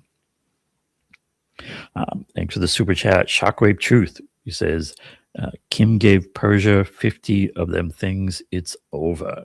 All right. And thanks for this one. Similar one, Ukes. Shockwave Truth, I think clarifying Ukes, that is 50 of them things. Yeah, I mean, there is the whole question of Iran and nuclear weapons, and for all we know, they have one in their back pocket, and they've kind of put the word out on the download that if Israel nukes them, there might be a surprise coming the other way. don't want anybody to get nuked, but maybe we need some deterrence. Shout out to Base Shaker for becoming YouTube member. And thanks for this super chat. Tuxedo Mask, he says, what's Netanyahu's favorite condiment? Ketchup. Here you go. And shout out to Mary for the super sticker. Appreciate that. And thanks for the super chat. Average Canadian, who says, Argentina allowing 300,000 Israelis into their country probably will have control of them in 6 months because those Israelis are rich. Good luck, Argentina. Yeah, that was an interesting one the other day about apparently Argentina trying to set up this landing zone for Israelis. I think there was a part of it too. They were talking about setting up some like scrubland or something in Patagonia to supposedly like have the Palestinians get moved to the Gazans, and it's nasty, it's ugly stuff. Thanks much for the super chat from RLD Remembrance, who says this was always the plan for the satanic New World Order. That's what they were trying over COVID. Same Satanists, same plot, new plot, artificial scarcity and serfs, wars, blood sacrifice for sport, and theft. Thanks for that one. I would say the same interests, going on is kind of how I'd frame it. Thanks for the super chat from I Am Mitch, who says Iran has to win the war to free the U.S. from the Israel. And I hear you. I guess I would just say it's up to us.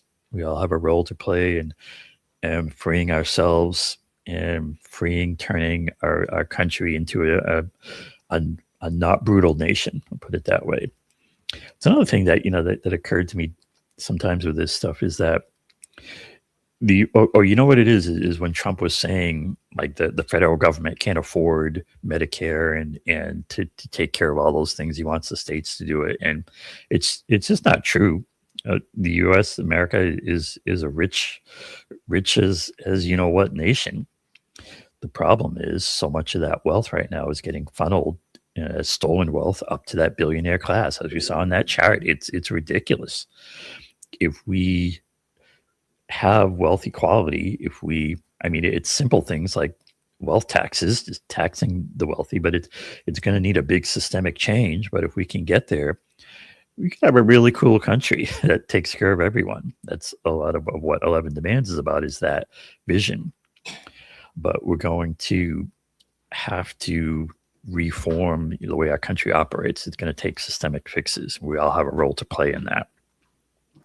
Thanks for the super chat. Andrew says, Roland has those crazy Kash Patel eyes. I hear you. And thanks for this one, Skip. It says, Roland is a prison guard to keep folks in jail. I hear you. And shout out to Where's the Love, who says, Democrats dropped a bomb on a black neighborhood in Philly. Over 60 homes lost and 11 people died. No one was held accountable. Democrats did that. Yeah, I think about that sometimes, and that is a thing to bring up. You're talking about the move bombing that happened in Philly, and it does show you how far this can go. And it's up to us to get our act together and fix this country. I guess I'd say fix the system. Shout out to Kevin Wayne for this one. He said, Trump claimed Venezuela wealthy until socialism, leaves out wealth disparity very high, and never asks why did Hugo Chavez get in. Mm-hmm. Yeah, it's not as if like capitalism is doing so great for everyone. The way I like to frame it is we can do better than capitalism. Let's put it that way. Thanks Courtney Smith for the super chat saying, Dwayne B said that when Roland gets mad, Roland turns, talks, and sounds like Jackie Harris. 227. Thanks for that.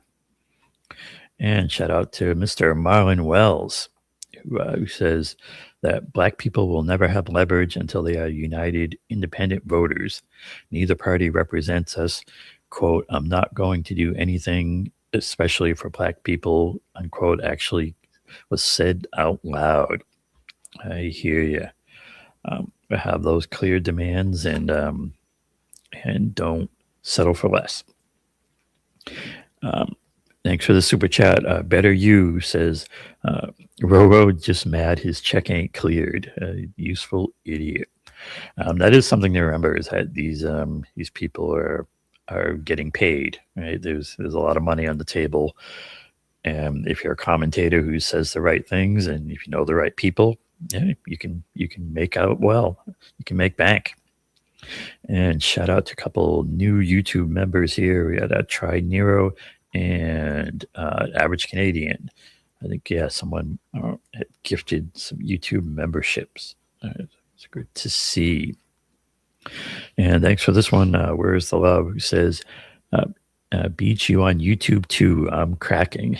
Yeah, talking about Roland Martin calling everyone else out. And there he is. Thanks for the super chat. The Peacekeeper of Chai, who says, Sabby is cute when she's mad, firm, factual, and fair. She formed the street sun. She from the street sun, and we got her back. I'm sure she appreciates that people having her back. Thanks for this one, Dustin Descent, who says, I'm so happy I found you, Sabby. Thanks for all you do. And thank you. And Sabrina appreciates that very much so. And shout out to Cubis Cosmonaut with the super chat saying, Sabby, you rule. I learned so much from you.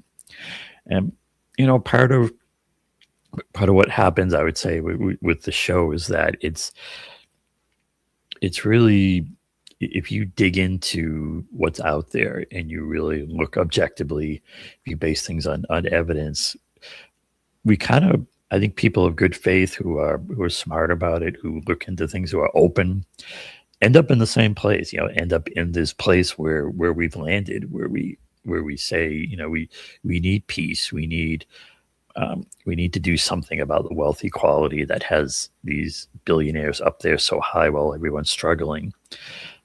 We need a new political system. We need big changes in the political system to get there. I think it's just where it's not even so much about us imparting the knowledge to you or to people.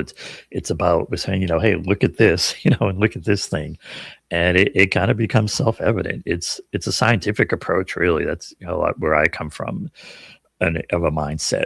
And evidence is evidence. And when you see the evidence, you go where it goes. Thanks for this super chat from the Peacekeeper, who says, Sabby has been on her Pulp Fiction Samuel L. Jackson like, say what again?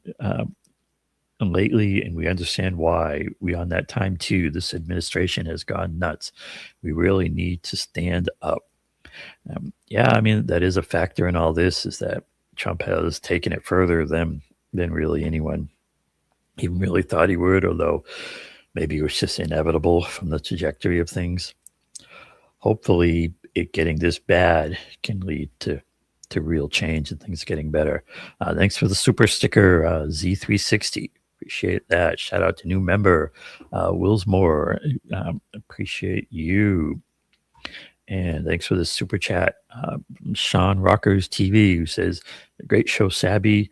Also, today is my 35th birthday. Well, happy birthday to you, Sean. Sabby wishes it too. And yeah, I'm sure everyone is wishing you a happy birthday in general. All right, we got a couple more on the old rock fans. Let me see what's happening out there. Yeah, I think that's what we want. That looks like the one I should be. Let me double check. I was looking at what's in our rock fan queue. We don't want to forget our peeps. Oh, no, I just said Rockfin like 10 times. Out on Rumble, sorry. Out on the Rumble. It used to be Rockfin. Rockfin has kind of died away, at least from us. On the Rumble with our Rumblers, which we like, and their Rumble rants, which are the paid Rumble chats. Thanks for this Rumble rant from Unfug the World, who says, Woods Law number 3, no matter whom you vote for, you always wind up getting John McCain, from Tom Woods. And I would say, yes, if you vote uniparty, if you vote the duopoly. If if everybody who said, if everybody who kind of felt this way had voted for Jill Stein in the last presidential election, maybe we'd have a much different world right now. We need non-duopoly candidates, and we need to figure out how to get behind them and have big numbers behind them. That's the big challenge. And as with a lot of things, I'd say it starts with demands. Thanks for this Rumble rant from Ardeen W, who says, the U.S. funds Israel. Israel creates false flags. The deep state gets more wealthy. Rage, rest, repeat. I hear you. And the main thing I always like to add to this kind of equation, or to make sure to have part of it, is don't forget the billionaire class. They're the ones who really call the shots. That's where the real power is. And it's important to recognize that in that root cause, because because then you can fix something. There's one of the lead 11 Demand Substack articles called the challenge, the core problem, the challenge, and the solution. And that's about recognizing the core problem and working on it. And what that means, and that actually connects into, there was one other chat that I had started here. Yeah, here it is. From this one from Max Ferratu, and we do like to read non-paid chats too. I know sometimes it seems like we read the paid ones, but we like to give them their due. But when we see a good super chat, we try to catch it and talk about it. This one maybe, and a good icon too from Max Ferratu, who says, "Why has Citizens United been around for 18 effing years? Democrats never slipped into a budget bill to break or repeal such a destructive ruling by SCOTUS." And yeah, it's, there's a number of facets to that. One is the Democrats aren't doing it because they don't want to. They're part of that dirty, corrupt system, and they're part of the problem. If the Democrats brought in, if they had a leadership that was talking about real change and fixing the corruption, then maybe we could consider them as a real opposition party, but they have the opposite. So that's part of it. And it's important to remember that Citizens United is just one of a long line of rulings, and it's not a single thing that happened. It's systemic. It's going to need systemic fixes. What I'll connect it to is in 11 Demands. If you go to the demands list, read the 11 demands here. There's demands 2 through 10 are kind of about the specific fixes in different areas: healthcare, standard of living, war, economics, education, racial criminal justice, censorship, the election system. Taxation is actually a big one that we should probably talk about more. Democratize the enterprise, about the future, with worker co-ops and so forth. But what they all connect to is when you say, okay, all these things sound good. How do we get there, right? What's the path to get there? What are the solutions? We get to number one. It's all about the corruption. It's all about fixing big money in politics and government. So talking about Citizens United, the way you fix it, Citizens United, isn't really by passing a law or a specific repeal. The way you fix Citizens United is at the state level, you pass laws for clean elections, but the big one is at the national level, you enact a constitutional amendment that says corporations are not people, money is not speech. There's an organization out there, Move to Amend, that has a very good amendment that just spells that out specifically.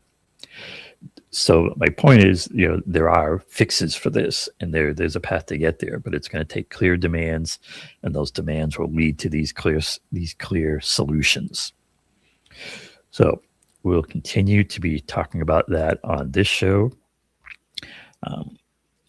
You can keep up with what's happening with that at 11demands.org. There's the 11 Demands Substack, which will get you.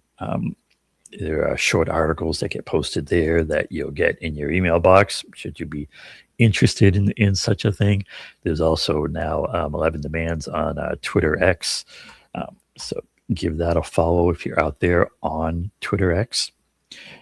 And, keep up with things. Let's try to spread the word out. One goal is to get everyone putting it in the MCDS framework. Money, Corruption, Demand Solutions. All right, I'm going to leave it at that for our show tonight. We had a good show tonight. I'm sure we'll have another good one on Sunday. Is the next one on our schedule. Be Sunday at 5 p.m. We'll see what's happening in the world. There's always some craziness happening. I mean, there was so much going on. We didn't even talk about really the Melania speech, which was just weird.